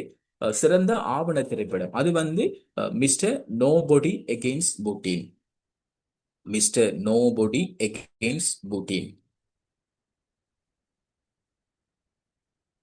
ரைட். 18வது கேள்வியும் ஒரு முக்கியமான ஒரு கேள்வி. உலகளாவிய ரீதியில இந்த நோய் பரவல் வந்து கேள்விகளாக வருது. அது கொரோனா டைம்லயா இருக்கலாம். ஸோ பிறகு பறவை காய்ச்சல் அப்படியான விடயங்கள், பன்றி காய்ச்சல் உண்டு. அப்படியான நோய்கள் உலகளாவிய ரீதியில பரவக்குள்ள அதையும் வந்து எக்ஸாமினேஷன் டிபார்ட்மெண்ட் கொஞ்சம் கவனம் செலுத்தி பரீட்சைகளை போடுறது. ஆப்பிரிக்க பிராந்தியத்தில் தற்காலத்தில் வேகமாக பரவி வருகின்ற வைரஸ் வந்து இபோலா வைரஸ். மூன்றாவது இபோலா வைரஸ். உலக சுகாதார ஸ்தாபனம் ஒரு அச்சுறுத்தலை வழங்கியிருந்தது. ஒரு எமர்ஜென்சி டிக்ளேர் பண்ணியிருந்தது ஆப்பிரிக்க பிராந்தியங்கள்ல. வேற நாடுகளுக்கும் இது பற்றி ஒரு அவேர்னஸ் கிரியேட் ஆகியிருந்தது. ஸோ அந்த வைரஸ் வந்து இபோலா வைரஸ். இது அண்மை காலத்துல கூடுதலாக இப்ப பரவினது சூடான், தென் சூடான். அதை விட கூடுதலான பரவினது கொங்கோ ஜனநாயக குடியரசு. கொங்கோ ஜனநாயக குடியரசு கூடுதலாக இப்பொழுது பரவி இருக்கிறது. கொங்கோ ஜனநாயக குடியரசு. முதலாவதாக சொல்லப்பட்டிருக்கு பாருங்க, H5N1. H5N1 இது வந்து பறவை காய்ச்சல், பேர்ட் ஃப்ளூ என்று சொல்லுவாங்க. பறவை காய்ச்சலோடு தொடர்பான ஒரு வைரஸ், பறவை காய்ச்சல். இது அண்மையில ஆஸ்திரேலியாவில ஓரளவுக்கு பரவி பிறகு ஒரு கண்ட்ரோலை கொண்டு வந்தவங்க. ஆஸ்திரேலியாவில பரவி இருந்தது பறவை காய்ச்சல் H5N1 பறவை காய்ச்சல். 2வது நிஃபா. நிஃபா வைரஸ் என்று சொல்றது வந்து இந்தியாவில கேரளாவில பரவி இருந்தது நிஃபா வைரஸ். அடுத்து 4வதாக மிக முக்கியமாக எங்கட நாட்டோடு தொடர்பான விஷயம் கவனமா பாருங்க. என்றால் இப்ப இலங்கையினுடைய வரலாற்றிலே மிக மிக அதிகமான டெங்கு நோயாளர்கள் பதிவாகிய ஒரு வருஷம் வந்து 2026ஆம் ஆண்டு. இதுக்கு முதல் அப்படி அந்த அளவுக்கு டெங்கு நோய் பரவல. அதை விட டெங்கு நோயின் அந்த வைரஸ் வந்து ஒரு திரிபடைந்த வைரஸ் என்று சொல்றாங்க. இதுக்கு முதல் பரவினத்தை விட கொஞ்சம் வேகமாக பரவக்கூடிய, பாதிப்பை கொண்டு வரக்கூடிய ஒரு வைரஸாக டெங்கு வந்து பரவி கொண்டு வருகிறது. அப்ப இலங்கையை தொடர்படுத்தி வரக்குள்ள டெங்கு, அந்த ஏடிஸ், நுளம்பு அப்படியான விஷயங்களையும் நாங்க பார்த்து கொள்ளணும். ஸோ 18க்குரிய விட வந்து 3வது இபோலா வைரஸ். 19வது இலங்கையில் அடுத்த வருடம் எந்த தரத்துக்கு கல்வி மறுசீரமைப்பு வேலை திட்டம் முன்னெடுக்கப்படுது? இப்ப 2026ல நீங்க பாடசாலையில் படிக்கிறவங்களுக்கு தெரியும், கிரேட் 1க்கும் கிரேட் 6க்கும் கொண்டு வந்தவங்க. ஆனால் கிரேட் 1க்கு மட்டும்தான் நடைமுறைப்படுத்தப்பட்டது. அப்ப அடுத்த முறை நடக்க போகுது. அடுத்த முறை ஆட்டோமேட்டிக்காக கிரேட் 1ல இப்ப புது சிலபஸ் படிக்கிறார்கள், கிரேட் 2க்கும் புது சிலபஸ்ல படிப்பாங்க. அது ஓகே. அதை தவிர இப்ப கிரேட் 6க்கும் புதுசு வரப்போகுது. என்ன கிரேட் 6க்கு வரப்போகுது. அப்ப விட வந்து தரமாறு. தரமாறு. இப்ப இலங்கையினுடைய கல்வி அமைச்சர் பிரதமர் வந்து ஹரணி அமரசூரிய அவங்க இந்தியாவுக்கு போய் அங்க ஒரு பல்கலைக்கழகத்துல இருக்கிற ஒரு யூனிட்டுக்கு அவங்களோட பெயர் வச்சிருந்தாங்க, அவ படிச்ச பல்கலைக்கழகம் என்று சொல்லிட்டு. ஸோ அப்படியான சில இதுகள் நடந்தது. பிறகு உலகளாவிய ரீதியில பெண்கள் தொடர்பான மாநாடு சீனாவில் கலந்து கொண்டிருந்தாவு. ஸோ அந்த இதுகளையும் பார்க்கணும். அடுத்த கேள்வி நாங்க பார்த்துட்டோம். என்ன வரலாறு காணாத அழிவு ஏற்படைந்த டிட்வா புயலால பாதிக்கப்பட்ட மாவட்டம் வந்து கண்டி மாவட்டம். ஓகே. இலங்கையில அதிக சனத்தொகை கொண்ட மாவட்டம் கம்பகா. போன முறை உங்களோட ஜிகேல முதலாவது கேள்வி. இலங்கையில குறைவான சனத்தொகை கொண்ட 3 மாவட்டங்கள். என்ன முல்லைத்தீவு, கிளிநொச்சி, மன்னார் என்ன மூணு சொல்லி 3 விட கொடுத்திருந்தாங்க. சோ அதே மாதிரி அதிக சனத்தொகை இருக்கிறது கம்பகா. சனத்தொகை அடர்த்தி கூட கொழும்புல. அடர்த்தி என்றால் குறைஞ்ச பரப்பு கூட கூடாக்கள் இருக்கிறது. சனத்தொகை அடர்த்தி கூடியது கொழும்புல. சனத்தொகை கூடண்டா கம்பகா.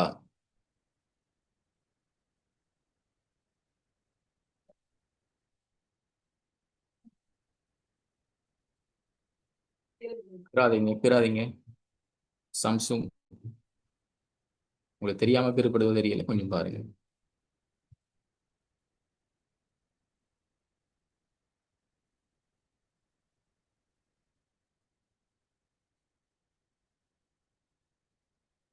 ரைட். தொடர்ச்சியாக 2 தடவைகள் நிலநடுக்கம் பதிவானதை தொடர்ந்து ஆயிரக்கணக்கானவர்கள் உயிரிழந்த நாடு வெனிசுவேலா. ஆல்ரெடி நாங்க வெனிசுவேலா தொடர்பாக பார்த்தோம். இந்த வெனிசுவேலாவில தான் நிலநடுக்கம் பதிவாகி 2 நிலநடுக்கம் பதிவானதா வெனிசுவேலாவில். 2 தரம் நிலநடுக்கம் பதிவாகி ஆயிரக்கணக்கான ஆட்கள் உயிரிழந்தாங்க வெனிசுவேலாவில். தொடர்ச்சியாக ரெண்டு நிலநடுக்கம் பதிவாகி இருந்தது வெனிசுவேலா. விடைய குறிச்சு கொள்ளுங்க. வெனிசுவேலா. அந்த நிலநடுக்கம் பதிவாகிய நகரம் எது கேட்டாங்கண்டா, அல்லது அந்த இடம் எது கேட்டாங்கண்டா போட்டுக்கொள்ளுங்க. லா லா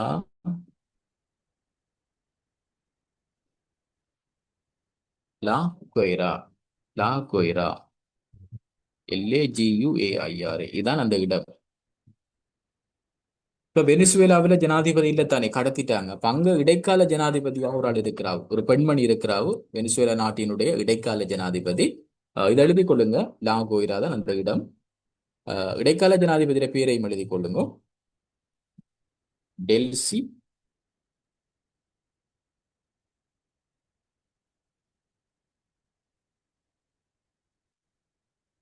டெல்சி. போடுவீங்களா? குரூப்ல போடுவாங்க, குரூப்ல போடுவாங்க. ஏற்கனவே போட்டிருப்பாங்க. Delcy Rodriguez. இப்போட ரெக்கார்ட் தருவாங்கல்ல சார்? ஓமாம் தருவாங்க. சார் பேரை கொஞ்சம் இன்னொரு வாட்டி சொல்லுங்கண்ணே. நான் போடுறேன், ஸ்கிரீன்ல போடுறேன்.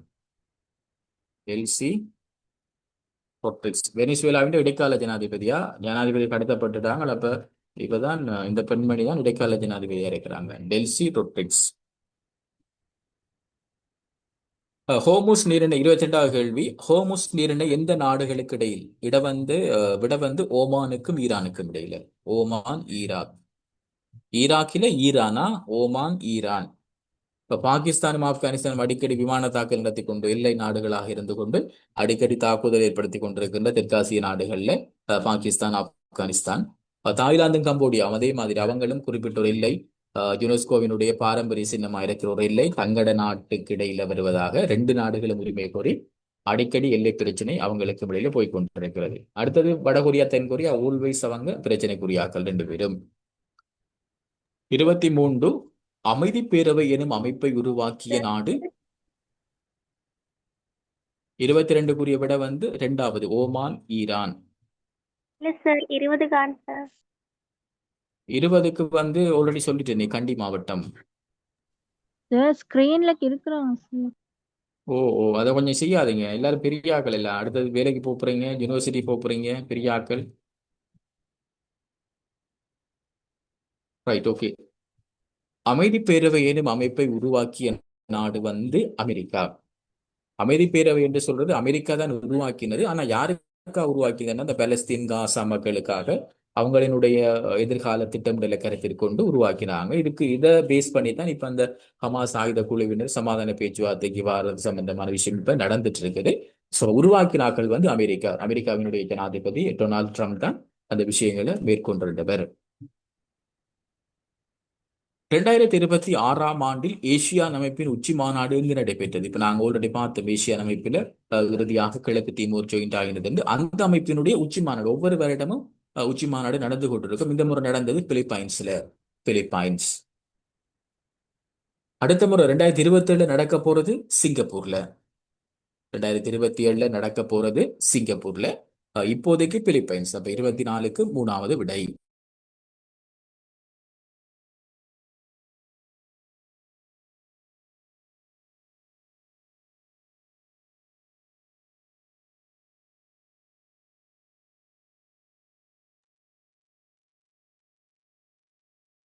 இருபத்தி மூன்றுக்கு என்ன சார் விட? 23க்கு அமெரிக்கா. 24 24க்கு 3வது விடையா? ஏசியான் அமைப்பின் உச்சி மாநாடு நடைபெற்றது பிலிப்பைன்ஸ்ல. பிலிப்பைன்ஸ் 3வது பிலிப்பைன்ஸ். 25 இலங்கையில் டிட்வா புயல் மீட்பு பணிகளின் போது ஹெலிகாப்டர் விபத்துக்குள்ளாகி மரணமடைந்தவர். இவர் நிறைய மீட்பு பணிகளை நிறைய பேரை பாதுகாத்த ஒருவர். அதன் பிறகு ஏற்பட்ட அந்த ஹெலிகாப்டர் விபத்தொன்றில் அவர் உயிரிழந்தவர். அவர் பெயர் நிர்மல் சியம்பலா பிட்டிய. 2வது விடை நிர்மல் சியம்பலா பிட்டிய.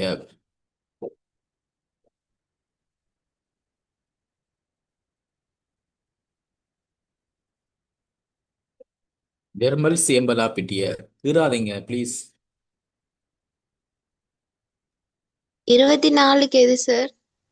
24க்கு பிலிப்பைன்ஸ் 3வது. 25க்கு 2வது விட நிர்மல் சியம்பலா பிட்டிய. நிர்மல் சியம்பலா பிட்டிய. இதுல முதலாவது பாருங்க, நந்தலால் வீரசிங் என்று சொல்லப்படுறவர் தற்போது இருக்கிற இலங்கை மத்திய வங்கியினுடைய ஆளுநர்.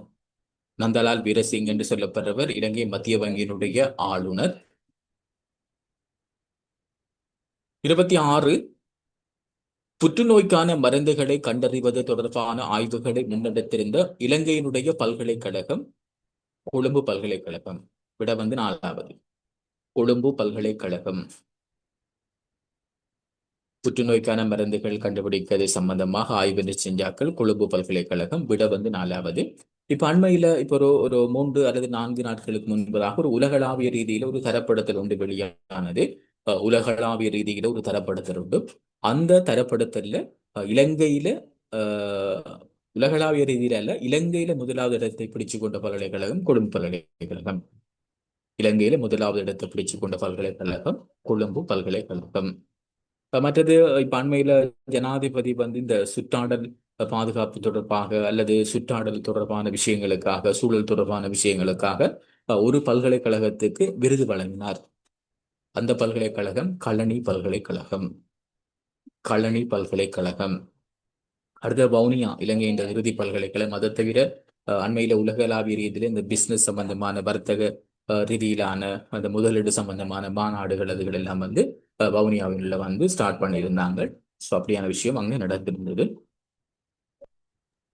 சார் 25க்கு என்னது? சார் கல்லணை பல்கலைக்கழகம் என்ன? வாரன் பொறுங்க. 25க்கு இப்ப சொன்னா நிர்மல் சியம்பலா பிட்டிய. நிர்மல் சியம்பலா பிட்டிய. அடுத்தது கல்லணை பல்கலைக்கழகம் இந்த சுற்றாடல் விருத ஜனாதிபதி விருது, சுற்றாடல் தொடர்பில் அல்லது சூழல் தொடர்பில் ஜனாதிபதியால் வழங்கப்படுகின்ற ஜனாதிபதி விருதை பெற்றுக்கொண்ட பல்கலைக்கழகம் கழனி பல்கலைக்கழகம். 27 விலங்குல மத்திய வங்கி ஆளுநர். அதான் நம்ம நந்தலால் வீரசிங்க. முதலாவது நந்தலால் வீரசிங்க. 27வது பாருங்கோ. 2026ஆம் ஆண்டில் சுற்றுலா செல்வதற்கு சிறந்த இடமாக இலங்கையில் தெரிவு செய்யப்பட்ட இடம் யாழ்ப்பாணம். யாழ்ப்பாணம். யாழ்ப்பாணம். 28 இலங்கையில் மெழுகு அருங்காட்சியகம் அண்மையில் எங்கு திறந்து வைக்கப்பட்டது? விட கண்டி மாவட்டம். கண்டி மாவட்டத்துல தான் மெழுகு அருங்காட்சியகம் திறந்து வைக்கப்பட்டது. கண்டி மாவட்டம். ஈரோ ஃபார்முலா ஓபன் சாம்பியன் தொடரில் ராக்கி சாம்பியன்ஷிப் அதில் 71 பிளேயர் இருக்கு. Right, okay. சாம்பியன்ஷிப் வென்ற முதலாவது இலங்கையர் ஆங்கிலத்தில் போட்டு பாருங்க, எவான் டேவிட். எவான் டேவிட். 30வது இப்ப செயற்கை நுண்ணறிவு ஏஐ ஆர்டிபிஷியல் இன்டெலிஜென்ஸ் என்று சொல்ற விஷயம் ஜோன் மெக்காத்தி என்றவர் கண்டுபிடிப்பது ஆர்டிபிஷியல் இன்டெலிஜென்ஸ். இந்த ஆர்டிபிஷியல் இன்டெலிஜென்ஸ் தொடர்பான மாநாடு அண்மையிலே நடைபெற்றது இந்தியாவில். மாநாடு நடைபெற்றது இந்தியா. விட முதலாவது. 30க்கு விட முதலாவது இந்தியா. இதுல பிரித்தானியாவும் அந்த சமூக வலைத்தளங்கள்ல சிறுவர்களுக்கு தடை விதிச்சிருக்கு, இரவுகள்ல பார்க்க முடியாது என்று சொல்லிட்டு. இப்ப உலகளாவிய ரீதியில நிறைய நாடுகள் சமூக வலைத்தளங்கள்ல சிறுவர்களுக்கு தடை விதிச்சு கொண்டு வராங்க. அதுல முதலாவதாக தடை விதிச்ச நாடு வந்து ஆஸ்திரேலியா. அரேபிய உலகத்தில் அல்லது மத்திய கிழக்குல முதலாவது தடை விதிச்சாக்கள் ஐக்கிய அரபு எமிரேட்ஸ். மிக மிக அண்மையில தடை விதிச்சாக்கள் பிரான்ஸ். அதை அடுத்த கேள்விக்கு பார்ப்போம் நாங்க. சார் செயற்கை நுண்ணறிவை கண்டுபிடிச்சவர் யாரு? John McCarthy. அது பழைய கேள்வி, உங்களை ஞாபகத்துக்காக சொல்றேன். Zone McCarthy. 31வது வினாவை பாருங்க. இதுல 30ல பாருங்க, நைஜீரியா வந்து மூளை காய்ச்சலுக்கான ஒரு வேக்சின், ஒரு ஊசி கண்டுபிடிச்சாங்க. மற்றது இன்னும் ஒன்று, நாங்க டெங்குன்னு சொல்ற நேரம் ஒரு விஷயம் தவற விட்டோம். இப்ப இந்தியா வந்து டெங்குக்கு எதிராக தடுப்பூசி பயன்படுத்துறாங்க. ஜப்பான் நாடு உற்பத்தி செய்த ஒரு தடுப்பூசி உண்டு. அது வந்து டெங்குக்கு எதிராக இந்தியா பயன்படுத்துது. இலங்கையும் விரைவில் டெங்குவை கட்டுப்படுத்துறதுக்காக அந்த தடுப்பூசியை பயன்படுத்துறது தொடர்பாக இலங்கையினுடைய சுகாதார தரப்பினர் அது தொடர்பான அந்த ஆய்வுகளை செய்து கொண்டு வராங்க. 31 வானிலை தொடர்பான விவரங்களை உடனுக்குடன் அறிவதற்கான டொப்ளர் ராடார் முறைமையை புத்தளத்தில் நிறுவ உதவிய நாடு ஜப்பான். 4வது விடையா ஜப்பான். ஜப்பான். 32 இலங்கையில் கடந்த வருடம் 100ஆண்டு விழாவை கொண்டாடிய நிறுவனம் இலங்கை ஒலிபரப்பு கூட்டுத்தாபனம். 1925ஆம் ஆண்டு உருவாக்கப்பட்டது. ரேடியோ சிலன் ஒன்று பிரபலமாக இருந்தது. தெற்காசியாவிலேயே இலங்கையில தான், ஆசியாவில கூட இலங்கையில தான் அந்த ஒலிபரப்பு கூட்டுத்தாபனம் அந்த டைம்ல உருவாக்கப்பட்டிருந்தது. ஸோ அது வந்து 1925ஆம் ஆண்டு. அது 2025ல 100ஆண்டு விழாவை கொண்டாடினது. 100ஆண்டு விழாவை. 33 இலங்கை டெஸ்ட் கிரிக்கெட் வரலாற்றில் முதலாவது டெஸ்ட் போட்டியில் விளையாடிய வீரர் ஒருவர் அண்மையில் உயிரிழந்தார். அவருடைய பெயர் வந்து 3வது டி சில்வா. டி சில்வா 3வது விடையா டி சில்வா. டி சில்வா. அதுல முதலாவது பாருங்க, உபாலி தர்மதாஸ் என்று சொல்றவர் வந்து ஏற்கனவே கிரிக்கெட் கட்டுப்பாட்டு சபையின் தலைவராக இருந்து உயிரிழந்தவர். கிரிக்கெட் கட்டுப்பாட்டு சபையினுடைய ஒரு தலைவராக இருந்து உயிரிழந்தவர் தான் உபாலி தர்மதாஸ். சார் 32க்கு என்ன ஆன்சர்? என்னம்மா? 32க்கு என்ன சார் ஆன்சர்? 32க்கு அதுல பாஸ்போர்ட்டுக்கு பாருங்க, இலங்கை ஒலிபரப்பு கூட்டுத்தாபனம். 33க்கு 3வது விடை டி சில்வா. உபாலி தர்மதாஸ் என்றவர் கிரிக்கெட் கட்டுப்பாட்டு சபையின் தலைவராக இருந்து உயிரிழந்தவர் இலங்கையில. 34 மறைந்த இலங்கையினுடைய புகழ்பெற்ற சிங்கள திரையுலக என்ற பாடல். இப்படி கேள்விப்பாரு, அதாவது சிங்கள சினிமாவில் யாருக்காவது சர்வதேச ரீதியில விருதுகள் கிடைக்கிற பொழுது, அப்படி இல்லை என்று சொன்னால் உயிரிழப்புகள் பதிவாகிற பொழுது கேள்விப்பாரு. ஏற்கனவே சிங்கள திரைப்பட நடிகை மாலினி பொன்சேகா உயிரிழந்தவங்க. இவங்க வந்து பிரபலமான பாடகி லதா வல்பொல.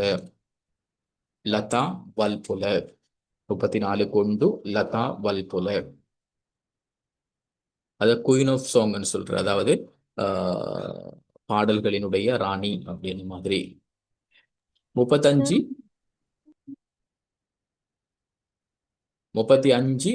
இலங்கையின் இனங்களுக்கு இடையில் நல்லிணக்கம் மற்றும் ஒற்றுமையை மேம்படுத்த ஆரம்பிக்க தீர்மானிக்கப்பட்டு பின்னர் இயற்கை அனர்த்தங்களால் பிற்போடப்பட்ட நிகழ்வு வந்து இலங்கையர் தினம். இது போன தரம் தான் ஃபர்ஸ்ட் டைமாக ஜனாதிபதி அனுரகுமார திசாநாயக்க அவர்களால் பட்ஜெட்டில் சொல்லப்பட்டு நடத்துறதுக்கு பிளான் பண்ணது. ஆனாலும் டிட்வா புயலால அது வந்து பின்னுக்கு போடப்பட்டது. ஸோ அப்போ அதுக்குரிய விட வந்து இலங்கையர் தினம். சுற்றாடல் தினம் மிக அண்மையில போன தினம் ஜூன் மாதம் 5ஆம் தேதி இலங்கையில் சுற்றாடல் தினம் அனுஷ்டிக்கப்பட்டு அதுல நிறைய விடயங்கள், நிறைய சதுப்பு நிலங்கள் தொடர்பாக, காடுகள் தொடர்பாக நிறைய டெக்ளரேஷன் எல்லாம் செய்திருந்தவங்க. ஸோ அதில் அப்டேட்டுகளையும் பார்த்துக் கொள்ளுங்க.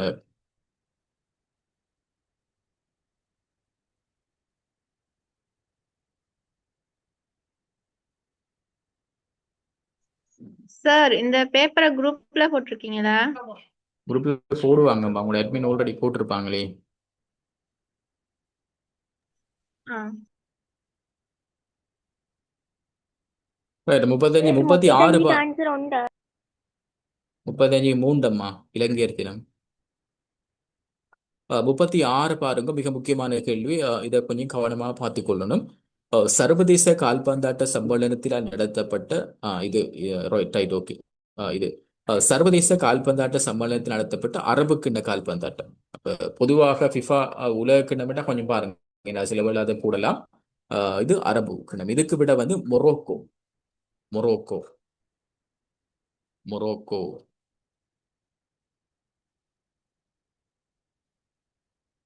மொரோக்கோ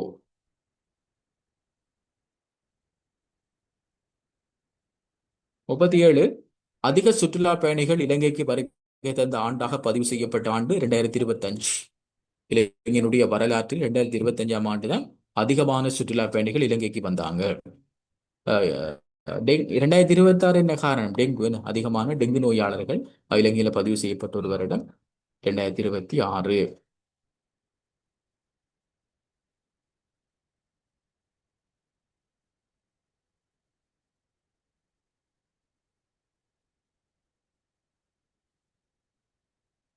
ரைட், 38 பாருங்க. 38 இந்தியாவில் அதிக காலம் தொடர்ச்சியாக பிரதமராக இருந்தவர் என்ற சாதனையை படைத்தவர் நரேந்திர மோடி. நரேந்திர மோடி 3வது விடை. திரௌபதி முர்மு என்று சொல்றவங்க இந்தியாவினுடைய ஜனாதிபதி. தற்போது இருக்கிற இந்தியாவினுடைய ஜனாதிபதி தான் திரௌபதி முர்மு. ராதாகிருஷ்ணன் முக்கியமாக பாருங்க, இலங்கைக்கெல்லாம் வந்து போனவர், இந்திய நாட்டினுடைய துணை ஜனாதிபதி, வைஸ் பிரசிடென்ட். இந்திய நாட்டினுடைய துணை ஜனாதிபதி ராதாகிருஷ்ணன். ஜெய்சங்கர் வந்து இந்தியாவினுடைய வெளியுறவு அமைச்சராக இருக்கிறவர் ஜெய்சங்கர். சார் 37க்கு என்ன சார் ஆன்சர்? 37க்கு 2025. 39 என்டோரோமிக்ஸ் எனப்படுகின்ற மருந்து எதற்காக பயன்படுத்தப்படுவதாக ரஷ்யா அறிவித்தது? விட வந்து புற்றுநோய். புற்றுநோய்க்கு ரஷ்யா வந்து மருந்து கண்டுபிடிச்சிருக்கிறதுக்காக சொல்லியிருக்கிறாங்க. புற்றுநோய். இந்த கேள்வியும் கவனமா பாருங்களா. இந்த உலகளாவிய ரீதியில் மிக மிக ஒரு சேலஞ்ச் இந்த புற்றுநோய் என்ற விஷயம். ஸோ அது வந்து ரஷ்யா மருந்து கண்டுபிடிச்சிருக்கிறதாக சொல்றாங்க. புற்றுநோய். என்டோரோமிக்ஸ். என்டோரோமிக்ஸ் அந்த மருந்து பெயர். 40 அண்மையில் மரணமடைந்த பங்களாதேஷ் நாட்டினுடைய முதலாவது பெண் பிரதமர். பங்களாதேஷின் வரலாற்றில முதலாவது பெண் பிரதமராக இருந்தவர் காளிதாசியா. அவதான் அண்மையில உயிரிழந்தாவும். அவரோட பேர் வந்து 3வது காளிதாசியா. காளிதாசியா. அடுத்தது பங்களாதேஷில் ஒரு புரட்சி ஒன்று ஏற்பட்டு அதுக்கு பிறகு ஒரு ஆள் வந்து வெளிநாடு தப்பி போனாங்க, இந்தியாவுக்கு தப்பி போன. அவரோட பேர் தான் வந்து ஷேக் ஹசீனா. அவரோட பேர் வந்து ஷேக் ஹசீனா. இப்ப மேலதிகமா நீங்க எழுதி கொள்ளலாம். இப்ப இருக்கிற பங்களாதேஷ் நாட்டினுடைய பிரதமர், தற்போது இருக்கிற பங்களாதேஷ் நாட்டினுடைய பிரதமர் வந்து தாரிக் ரஹ்மான். தாரிக் ரஹ்மான். 41 2026ஆம் ஆண்டுக்கான உலகக்கிண்ண கால்பந்தாட்ட தொடரினுடைய சாம்பியன் பட்டம் வென்ற மிக முக்கியமான கேள்வி. இதை பார்த்துக் கொள்ளுங்க. சாம்பியன் பட்டம் வென்ற அணி எழுதி கொள்ளுங்க. ஸ்பெயின். ஸ்பெயின் 2வது முறையாக ஸ்பெயின் வந்து இந்த முறை பதக்கம் வென்றிருக்கிறாங்க. கப் எடுத்திருக்கிறாங்க. பதக்கம் அல்ல, கப் எடுத்திருக்கிறாங்க. எந்த அணி? 2 அணிகள் ஃபைனல்ல விளையாடினவங்க. ஃபைனல்ல விளையாடினவங்க 2 அணி, அர்ஜென்டினாவும் ஸ்பெயினும். 2வது முறையாக கப் வந்து கிடைச்சிருக்குது.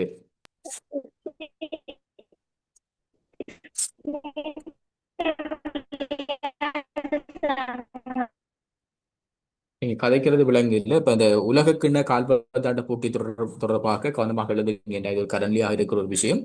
வின் பண்ணினது வந்து ஸ்பெயின். இந்த எழுதுறாள் கொஞ்சம் நிப்பாட்டுங்க.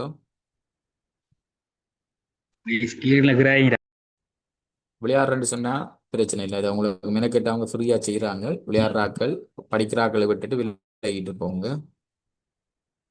ரைட். அப்ப விடயத்தை பார்த்துக் கொள்வோம். உலகக்கிண்ண கால்பந்தாட்ட போட்டித்தொடர் மிக மிக முக்கியமான ஒரு டாபிக். என்றால் அப்படியான போட்டித்தொடர் நடக்கிற பொழுது பிறகு வந்து இரவில் பரீட்சைகள்ல பாஸ் பேப்பர்கள் கேள்விகள் கிடக்கிறது. 2026ஆம் ஆண்டை பொறுத்த வரைக்கும் ஸ்பெயின் நாடு தான் உலக கிண்ணத்தை வின் பண்ணியிருக்கிறாங்க. எதிர்த்து விளையாடினது அர்ஜென்டினா. போன முறை அவங்க சாம்பியனானது, ஆனால் இந்த முறை கிடைக்கல. அது தொடர்பான அப்டேட் நாங்கள் பார்த்துக்கொள்ளணும். இந்த போட்டிகள் எல்லாமே அமெரிக்கா, கனடா, மெக்சிகோ 3 நாடுகளில் நடைபெற்றது. அதுல இறுதிப் போட்டி அமெரிக்காவினுடைய நியூ ஜெர்சி என்று சொல்லுகின்ற மைதானம், அமெரிக்காவினுடைய நியூ ஜெர்சி என்ற மைதானத்தில் இடம்பெற்றது. 1-0 என்ற அடிப்படையில அவங்க வின் பண்ணினாங்க. மற்றது ஸ்பெயினுக்கு இன்னும் ஒரு விஷயம் இருக்கு. இன்னும் ஒரு ஆண்களுக்கான உலக கிண்ண சாம்பியனும் அவங்க தான். அதே மாதிரி இந்த காலப்பகுதியில பெண்களுக்கான உலக கிண்ண கால்பந்தாட்ட சாம்பியனும் ஸ்பெயின் தான். ரெண்டுமே ஸ்பெயின் வின் பண்ணியிருக்கிறாங்க. இந்த கோல் போட்டால், ஸ்பெயின்ல கோல் போட்டால் சில வேளை அவரை கேட்கலாம். அவர் பெயர் வந்து ஃபெர்ரான் போரஸ். ஃபெர்ரான் போரஸ். ஸ்பெயின்ல கோல் போட்டால் வந்து ஃபெர்ரான் போரஸ். இந்த போட்டித் தொடரில் உலக தலைவர் அமெரிக்காவினுடைய ஜனாதிபதி டொனால்ட் ட்ரம்ப் கலந்து கொண்டார். அமெரிக்காவினுடைய ஜனாதிபதி டொனால்ட் ட்ரம்ப் கலந்து கொண்டால் மற்ற இதுல 3 விருது கொடுப்பாங்க. அதை கொஞ்சம் நோட் பண்ணி எடுத்துக்கொள்ளுங்க. தங்கப்பந்து, தங்க காலணி, அதே மாதிரி தங்க கையுறை. அதுல முதலாவது எழுதி கொள்ளுங்கோ தங்க பந்து, கோல்டன் பால் என்று சொல்றது தங்கப்பந்து. அது ஸ்பெயின் நாட்டினுடைய ரொட்டரி. ஸ்பெயின் நாட்டினுடைய ரொட்டரி. ஸ்பெயின் நாட்டினுடைய ரொட்டரி இவருக்குத்தான் தங்கப்பந்து விருது கிடைச்சது. மற்றது கோல்டன் க்ளவ், அதாவது தங்க கையுறை. என்ன தங்க கையுறை அது கிடைச்சது. அவருடைய பேர் வந்து தங்க கையுறை உனை சிமோன். உனை சிமோன். உனை சிமோன். மற்றது தங்க பாதணி. தங்க பாதணி கிடைச்சது பிரான்ஸ் நாட்டை சேர்ந்த கைலியன் எம்பாப்பே, பெஸ்ட் பிளேயர் என்ற அடிப்படையில் தங்க பாதணி அவருக்கு கிடைச்சது. அவருடைய பேர் வந்து ஹைலியன் எம்பாப்பே. ஹைலியன் எம்பாப்பே. சார் உனைஸ்மோன் எந்த நாடு? அவர் ஸ்பெயின் தான். உனை ஸ்மோன். அடுத்தது வந்து பெஸ்ட் பிளேயரா தெரிவு செய்யப்பட்டவர் வந்து ஹைலியன் எம்பாப்பே. அவர் வந்து பிரான்ஸ். அவர் வந்து பிரான்ஸ். சார் 40வதுக்கு விடிய சொல்லுங்களேன் கொஞ்சம். ஓ, கிளாஸ் முடிய கேளுங்கம்மா. அடிக்கடி மாத்தி மாத்தி கேட்டா டிஸ்டர்ப் ஆயிருக்க மாட்டாங்களுக்கு. கிளாஸ் முடிய கேளுங்க சொல்றேன்னா. Okay sir. 40வது விட வந்து 3வது காளிதாசியா. ரைட். அடுத்தது நாங்க பார்த்தோம் என்று சொன்னால் மிக மிக முக்கியமாக இந்த கால்பந்தாட்ட போட்டித் தொடர் பாருங்க. இந்த முறை நடந்த கால்பந்தாட்ட போட்டித் தொடர் வந்து 23வது போட்டித் தொடர். அடுத்த முறையும் 3 நாடுகளில் தான் போட்டி நடக்க போகுது 2030. அது எங்கெங்கன்னு கேட்டால் Morocco, Portugal, Spain. Morocco, Portugal, Spain. இப்போ அடுத்த முறை 2030 மிக மிக முக்கியம் நூற்றாண்டு விழா. இப்போ பொதுநலவாய விளையாட்டு போட்டிகளுக்கும் 1930 நூற்றாண்டு விழா, அதே போல கால்பந்தாட்ட போட்டிக்கும் வந்து நூற்றாண்டு விழா. 2030 1930 ஸ்டார்ட் பண்ணிடுவாங்க, 100 முடிகிறது.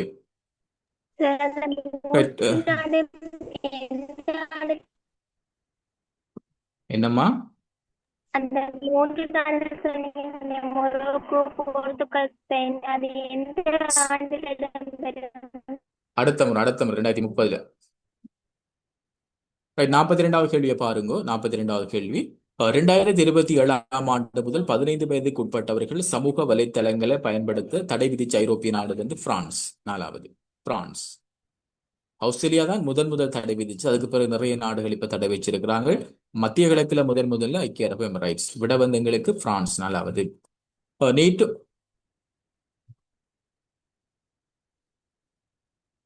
நேட்டோ அமைப்பினுடைய 2026ஆம் ஆண்டு உச்சிமாநாடு ஆல்ரெடி பார்த்துட்டோம். துருக்கி. துருக்கியினுடைய அங்காரா என்று சொல்ற இடம் துருக்கி. பிரித்தானியாவினுடைய உயர் பட்டங்களில் ஒன்றான நைட் பட்டத்தை அண்மையில் பெற்றுக்கொண்ட இலங்கையர் வந்து நிஷான் கனகராஜா. இவர் இலங்கையைச் சேர்ந்தவர், யாழ்ப்பாணத்தைச் சேர்ந்தவர். இவர் வந்து லண்டன் பிரித்தானியாவில் வந்து ஒரு பல்கலைக்கழகத்தினுடைய உபவேந்தராக கல்வித்துறையில பணியாற்றி கொண்டு வரார். இது ஒரு உன்னதமான பட்டம். பிரித்தானியாவில் வழங்கப்படுகின்ற ஒரு உயர் பட்டம். இலங்கையில் அந்த டைம்ல நிறைய பேருக்கு வழங்கியிருக்கிறாங்க சேர் பட்டம். பொன்னம்பலம் ராமநாதனா இருக்கலாம், பொன்னம்பலம் அருணாச்சலம், அப்படி நிறைய ஆட்களுக்கு வழங்கி இருக்கிறாங்க. ஸோ இப்போ வந்து நிசான் கனகராஜான்றவர்களுக்கு இந்த நைட் பட்டம், சேர் பட்டம் வழங்கப்பட்டிருக்கிறது. முதலாவது பாருங்க, இந்த ஹமாட் பின் என்றது தானே, ஹமாட் பின் கலிஃப் அல்தானி என்றவர் கட்டாரில் முன்னாள் மன்னராக இருந்து அண்மையில உயிரிழந்தவர். கட்டார்ல முன்னாள் மன்னராக இருந்து உயிரிழந்தவர் தான் அவர். 45 கிரிக்கெட் வரலாற்றில் முதல் முறையாக ஒரு ஓவரில் அனைத்து பந்துகளுக்கும் 6 ஓட்டங்களை பெற்று சாதனை படைத்து அண்மையில் மரணித்த மேற்கிந்திய தீவுகளின் வீரர் சர் காஃபில் சோபர்ஸ். முதலாவது விடையா? முதலாவது விடை இம்ரான் கான் வராது. முதலாவது விடையா? மேற்கிந்திய தீவுகளைச் சேர்ந்தவர். அவர் இப்போ உயிரிழந்துட்டார்.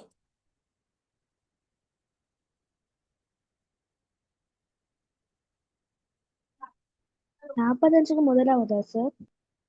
45 முதலாவது சர் காஃபில் சோபர்ஸ். ரைட். 46வது சிறை கைதிகளுக்கு இடையிலான வன்முறைகள் மற்றும் மோதல்களை அடுத்து கைதிகள், அதிகாரிகள் உள்ளிட்ட உயிரிழப்பு பதிவானது. இப்ப வந்து என்ன நீர்கொழும்பு. அப்ப நேற்று ஒரு சம்பவம் நடந்தது என்ன மகரையில. அப்ப இனி இந்த கேள்வி குழம்பிடும் எங்கண்டு. இப்ப இது நாங்க இந்த கேள்வி செட் பண்ணக்குள்ள நேற்று பின்னர் தான் இந்த சம்பவம் நடந்தது. அதுக்கு முதல் எடுத்துட்டோம். அப்ப அதனால அது சேர்க்கப்படல. இப்போதைக்கு நீர்கொழும்பு. ஆனா நேற்று மகர சிறைச்சாலையிலேயும் இதே மாதிரியான ஒரு விஷயம் போனது. அப்ப அது ரெண்டும் ஹைலைட் பார்த்துக்கொள்ளணும். இதை தவிர இந்த சம்பவத்துக்கு பிறகு புதிதாக 2 சிறைச்சாலைகள், ஆல்ரெடி இருந்த ஒரு சிறைச்சாலையும் வேற வைத்தியசாலை ஒன்றும் சிறைச்சாலையாக மாற்றப்பட்டது. அதுல ஒன்றுதான் இந்த மகமோதர்ன்றது. இது காலி மாவட்டத்தில் இருக்கிற ஒரு சிறைச்சாலை, அது மாத்திருக்கிறாங்க. அடுத்தது போகம்பர். இது ஆல்ரெடி சிறைச்சாலையா இருந்து பிறகு ரிலீஸ் பண்ணப்பட்டு இப்ப மறுபடியும் சிறைச்சாலையாக இந்த போகம்பர் மாற்றம் செய்யப்பட்டிருக்கிறது. 47 2026ஆம் ஆண்டில் உலக வங்கியினுடைய தரப்படுத்தல்ல உயர் வருமான நாடு 46 விளங்கலமா? 46க்கு 46 சொன்னேன். நீர்கொழும்பண்டு. நீர்கொழும்பம்மா, நீர்கொழும்பம். 47வது பாருங்க. உலக வங்கியில தரப்படுத்தல முக்கியமான இடம் நடுத்தர வருமானம். நான் கொஞ்சம் முன்னுக்கு வந்து கொண்டிருக்கேன் பொருளாதாரத்துல. உலக வங்கி சொல்கிறது விட வந்து இலங்கை. 4வது விடை இலங்கை. இலங்கை. நஞ்சூட்டப்பட்டு கொலை செய்யப்பட்ட ரஷ்யாவினுடைய எதிர்க்கட்சி தலைவர் விட வந்து ரைட். ஓகே. இது இங்கிலீஷ்ல வரணுமா? அலெக்ஸ் நைல் என்று வரணும். இந்த வரைக்கும் தான். இந்த 3வது விட தான் விட. அது தமிழ்ல அப்படியே மாறி இருக்கு. அது இங்கிலீஷ்ல டைப் பண்ணப்பட்டது, ஃபோன் மாறிட்டு 3வது விடையா? அது விடைய ஒருக்கா நீங்க நோட் பண்ணி கொள்ளுங்க. இல்லாட்டி விடையை நோட் பண்ணி எடுத்துக்கொள்ளுங்க. இல்லாட்டி அது அலெக்ஸ் நைல் தான். ஆமாம், அலெக்ஸ் நைல் அதான் விட. இந்த அது வந்து பொன் வந்து மாறி இருக்கு. இப்படி எழுதி கொள்ளுங்களா? பொண்ணை மாத்திட்டீங்கன்னா தமிழ் இங்கிலீஷ்ல வந்துடும்.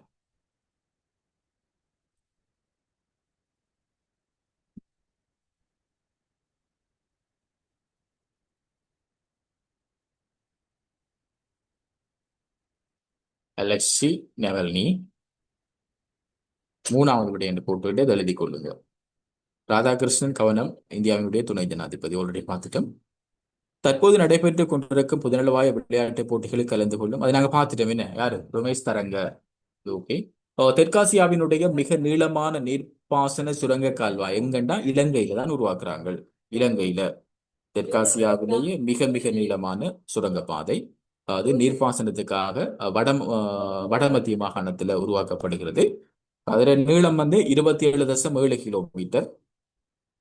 நீளம் வந்து 27.7 கிலோமீட்டர். இதுக்கு ஒத்துழைப்பு வழங்குறது ஆசிய அபிவிருத்தி வங்கி. அதோட சேர்ந்து இலங்கை அரசாங்கமும் குறிப்பிட்ட அளவு நிதிய பங்களிப்பு செய்றாங்க. 27.7 கிலோமீட்டர். இந்த நீர்ப்பாசன கால்வாய் வந்து கொண்டுரு வெவ சிங்கள பேர் தான். கொண்டுரு வெவிலிருந்து பலுகஸ் வெவ வரைக்கும் போகிறது. கொண்டுரு வெவிலிருந்து பலுகஸ் வெவ வரைக்கும் போகிறது.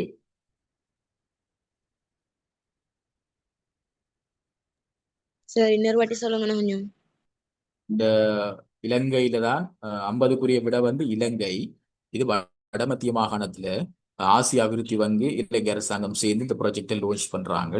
அதனுடைய நீளம், இந்த கால்வாயினுடைய நீளம் வந்து 27.7 கிலோமீட்டர். தெற்காசியாவில் இதான் நீளமான சுரங்க பாதை ஊடாக நீர்ப்பாசனம் செய்யப்படுற ஒரு இடம் வந்து 27.7 கிலோமீட்டர். இது எந்த இடங்களுக்கு இடையில் என்று சொன்னால் கொண்டுரு வெவ அதுல இருந்து பலுகஸ் வெவ. கொண்டுரு வெவ பலுகஸ் வெவ. ரைட். இன்னும் உங்களுக்கு குறைகள் இருக்குது, நாங்க பார்த்துடலாம். இலங்கையில் அண்மையில் புதிய உயர்ஸ்தானிகர் அலுவலகம் ஒன்று எந்த நாட்டில் திறந்து வைத்தது? விட வந்து நியூசிலாந்து. நியூசிலாந்துல எங்கென்று கேட்டால் வெலிங்டன். நியூசிலாந்துல எங்க இருக்குன்னு கேட்டால் வெலிங்டன்ல. 52 2026 ஆண்டில் சுவீடன் அரசால் வழங்கப்பட்ட மனித உரிமைகள் விருதை வென்றெடுத்த இலங்கையர். விட வந்து பிரிட்டோ பெர்னாண்டோ, 4வது பிரிட்டோ பெர்னாண்டோ. இதுல வாக்கர் டோக்கர் என்று சொல்றாரு இருக்காதான், இவர் தான் மனித உரிமைகள் பேரவையின் தலைவராக இருக்கிறவர். இலங்கைக்கு ஒரு 2 இயர்ஸுக்கு முதல் வந்து போனவர். 52க்கு விட வந்து 4வது பிரிட்டோ பெர்னாண்டோ. 53 வேகமாக வளர்ச்சி பெற்று வருகின்ற நாடுகளின் பட்டியலில் இலங்கை எத்தனையாவது இடத்தை பெற்றுள்ளது? விட வந்து 4வது இடம். இலங்கை பொறுத்த வரைக்கும் 4வது இடத்தில் இருக்கிறாங்க, 4வது இடம். 54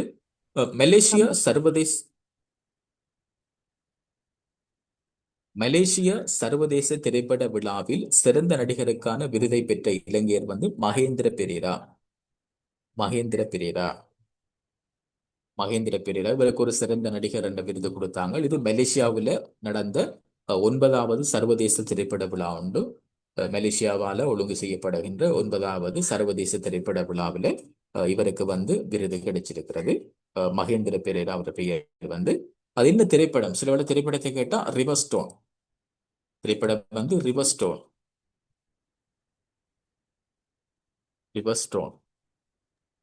திரைப்படம் வந்து ரிவர் ஸ்டோன்.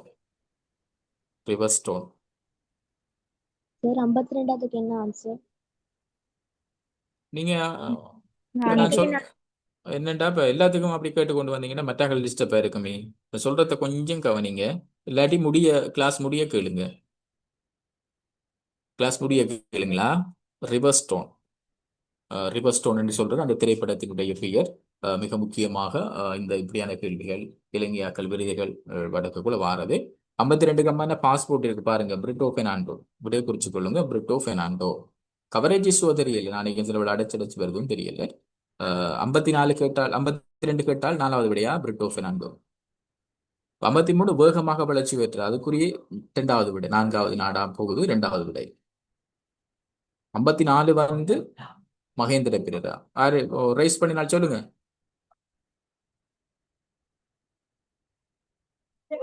சொல்லுங்க, ஹேண்ட் ரைஸ் பண்ணால் சொல்லுங்க.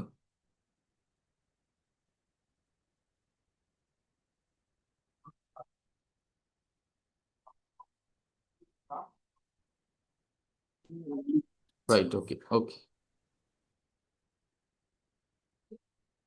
54க்கு முதலாவது விடை. 55 பாருங்க, இந்தியாவில் பௌத்தர்களினுடைய முக்கிய ஸ்தலமாக பார்க்கப்படுகிற ஒரு இடம் வந்து யுனெஸ்கோவினுடைய பாரம்பரிய சின்னமாக டிக்ளேர் பண்ணப்பட்ட அது வந்து சார்நாத் என்று சொல்றது. இந்தியாவில் இருக்கிறது சார்நாத் என்று சொல்றது 3வது விடை. கதைங்க. முகமது இப்ராஹிம் முகமது ரவுஃப் சொல்லுங்க. Right, okay. 55க்கு 3வது விடையா சார்நாத். இது வந்து இந்தியாவில் இருக்குது. இந்தியாவில் இப்ப இதோட சேர்த்து இதுவரைக்கும் 45 விலங்குல. Right, okay.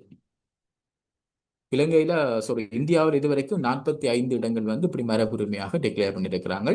மரபுரிமை தொடர்பான விஷயங்களை டிக்ளேர் பண்ற அதிகாரம் வந்து ஐக்கிய நாடுகள் சபையினுடைய யுனெஸ்கோவுக்கு தான் காணப்படுகிறது. யுனெஸ்கோ.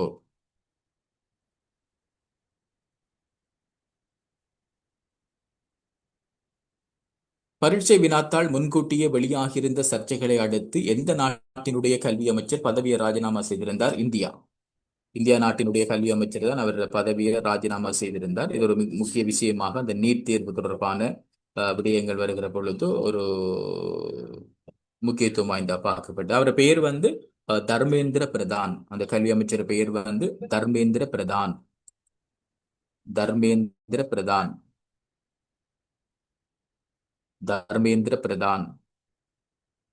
ரெக்கார்டிங் கிடைக்குமான்னு கேட்டு ஓ மோமெண்ட் எல்லாரும் விளையிட்டு போறீங்க போல. ரெக்கார்டிங் போட மாட்டாங்க. தர்மேந்திர பிரதான் குறிச்சு கொள்ளுங்க. Dharmendra Pradhan.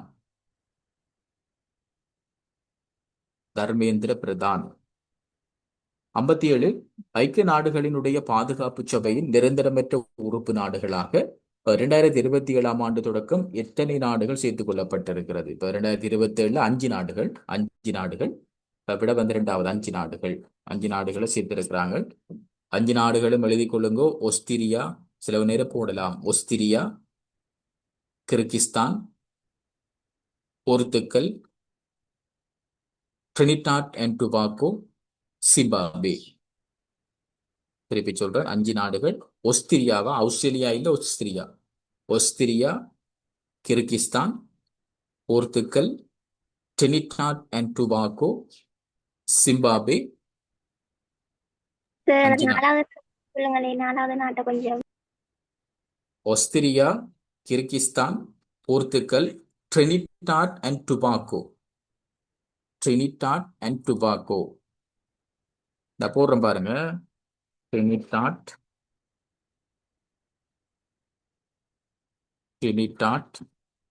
And Tobago. Right. அடுத்த கேள்வி நாங்க பார்த்துட்டோம். என்ன 225 ஆண்டுகள் நிறைவே கொண்டாடுகின்ற உயர் நிர்வாகம் வந்து இலங்கையினுடைய உயர் நீதிமன்றம். 3வது விடை. கார்பன் நியூட்ரல் கன்வெகேஷன் நிகழ்வை நடத்திய உலகத்தினுடைய 1வது பல்கலைக்கழகம் என்கிற நாட்டில் இருக்கிறது தான் இலங்கை திறந்த பல்கலைக்கழகம். இலங்கை திறந்த பல்கலைக்கழகம். 60. உலகத்தினுடைய பெரிய தீவான கிரீன்லாந்து தமக்கு விற்பனை செய்யப்பட வேண்டும் என்று கூறிய நாடு அமெரிக்கா. கிரீன்லாந்து வந்து டென்மார்க்கினுடைய கட்டுப்பாட்டில் நிர்வாகத்தில் இருக்குது. அதை தங்களுக்கு விற்பனை செய்யுமாறு கூறியது வந்து அமெரிக்கா. அமெரிக்கா.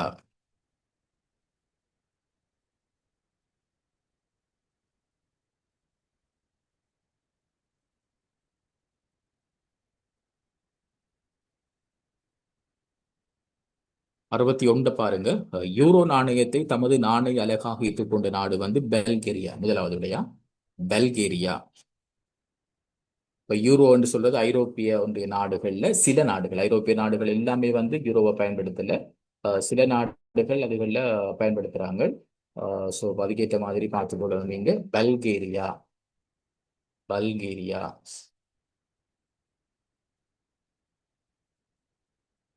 பல்கேரியா.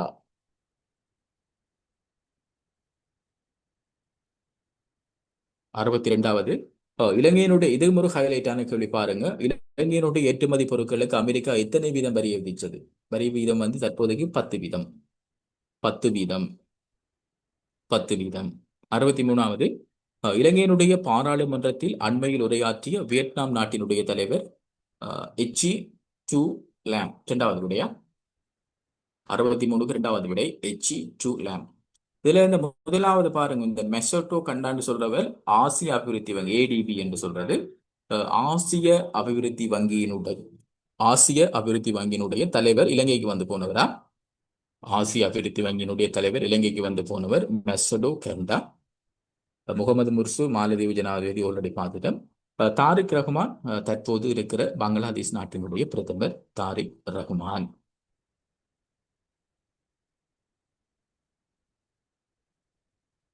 ரைட். என்னென்று சொன்னால் உங்களுக்கு வந்து இருக்கிற காலம் சரியான குறைவு. எக்ஸாம் வந்து மிக மிக நெருக்கத்தில் வந்துட்டு அப்போ நீங்கள் மற்ற 3 பாடங்கள் பார்க்கணும். ஸோ இந்த இடைப்பட்ட டைமில் உங்களோட மற்ற ஸ்டடீஸுக்கும் பாதிப்பு இல்லாமல் இந்த விஷயத்தையும் உங்களுக்கு தரணும்ன்றதுக்காக ஒரு 60 கேள்வி தான் நாங்கள் எடுத்தது. ஒரு 63 கேள்வி. ஆனால் உங்களுக்கு வரப்போகிற ஒரு 10 கேள்வி. அப்போ ஒரு 1 இயர் கேப்பில் அல்லது ஒரு 2 இயர்ஸுக்குள்ள நடந்த விஷயங்கள் ஒரு 10 கேள்வி தான் வரப்போகுது. ஸோ அதுக்கு நாங்கள் 60 கேள்வின்றது எங்களுக்கு நிறைய கிளாஸ் செய்தாமல் தான் நாங்கள் நிறைய செய்யலாம். ஆனாலும் உங்களுக்கு அந்த 3 பாடத்திலையும் நேரம் இல்லாதன் காரணமாக ஒரே ஒரு செமினார் மட்டும் தான் செஞ்சிருக்கிறோம். இது ஒரு வழிகாட்டல். அதுல மிக மிக முக்கியமான விஷயங்களை உங்களுக்கு சொல்லி இதோட ஐக்யூ மெத்தட் டைம் நீங்க பார்த்துட்டு கேள்வி செஞ்சீங்கன்னா 30 புள்ளி உங்களுக்கு எடுத்துடலாம். ஒன்றுமே இந்த பெயில் பண்ற ஆக்கள் எல்லாம் வந்து ஒன்றுமே இல்லாம போறாக்கள். ஐக்யூ ப்ராக்டிஸ் பார்க்கறதும் இல்லை, ஒன்றும் இல்லாம சும்மா போற நேரம் அது பிழைச்சி போகுது. ஏதாவது ஒன்று சின்ன சின்ன விஷயங்கள் தெரிஞ்சுட்டு போங்க. ஐக்யூ வந்து சார் படிப்பிப்பார் மகளோ மாஸ்டர் அந்த மெத்தட்டை பார்த்தீங்கன்னா அதில் ஒரு கேள்வி செஞ்சா காணும். 30 புள்ளி தான் ஈஸியாக எடுத்துருவீங்க. ஒரு ஒரு ஒரு 5 வீத எஃபர்ட் எடுத்தா காணும். அவ்வளவு உங்களுக்கு போதும். கணக்கு நீங்க இதுக்குள்ள விழுந்து மற்ற பாடத்தை விட்டுறக்கூடாது. மற்ற பாடத்தோட சேர்த்து அது 90 வீதம் 95 வீதம் மேக்ஸிமம் இருக்கும். ஃப்ரீ டைம்களில் இதில் ஒரு 5 வீதம் பிக்கப் பண்ணினா உங்கள்கிட்ட இருக்கிற நாலேஜுக்கு 5 வீதம் காணும். 5 வீதம் பாஸ் பண்ணுவீங்க நிச்சயமாக. ஸோ இந்த பாடமும் பாஸ் பண்ணி நீங்கள் பல்கலைக்கழகத்திலேயும் நுழைய வேண்டும். எதிர்காலம் சிறக்க வேண்டும் என்று நான் உங்களுக்கு விஷ் பண்ணுறேன். இதுல ஏதாவது நீங்க கதைக்கிறேன்னு சொன்னால் இப்ப நீங்க கதைச்சு கொள்ளலாம். அட்மின் இருக்கிறாங்க நினைக்கிறேன். சார் சொல்லுங்கம்மா. இந்த யாரு? விளங்கலம்மா. தாரிக் ரஹ்மானா? ஓம் சார். ஓ, அவர் வந்து பங்களாதேஷ் நாட்டினுடைய தற்போதைய பிரதமர். Okay sir, thank you.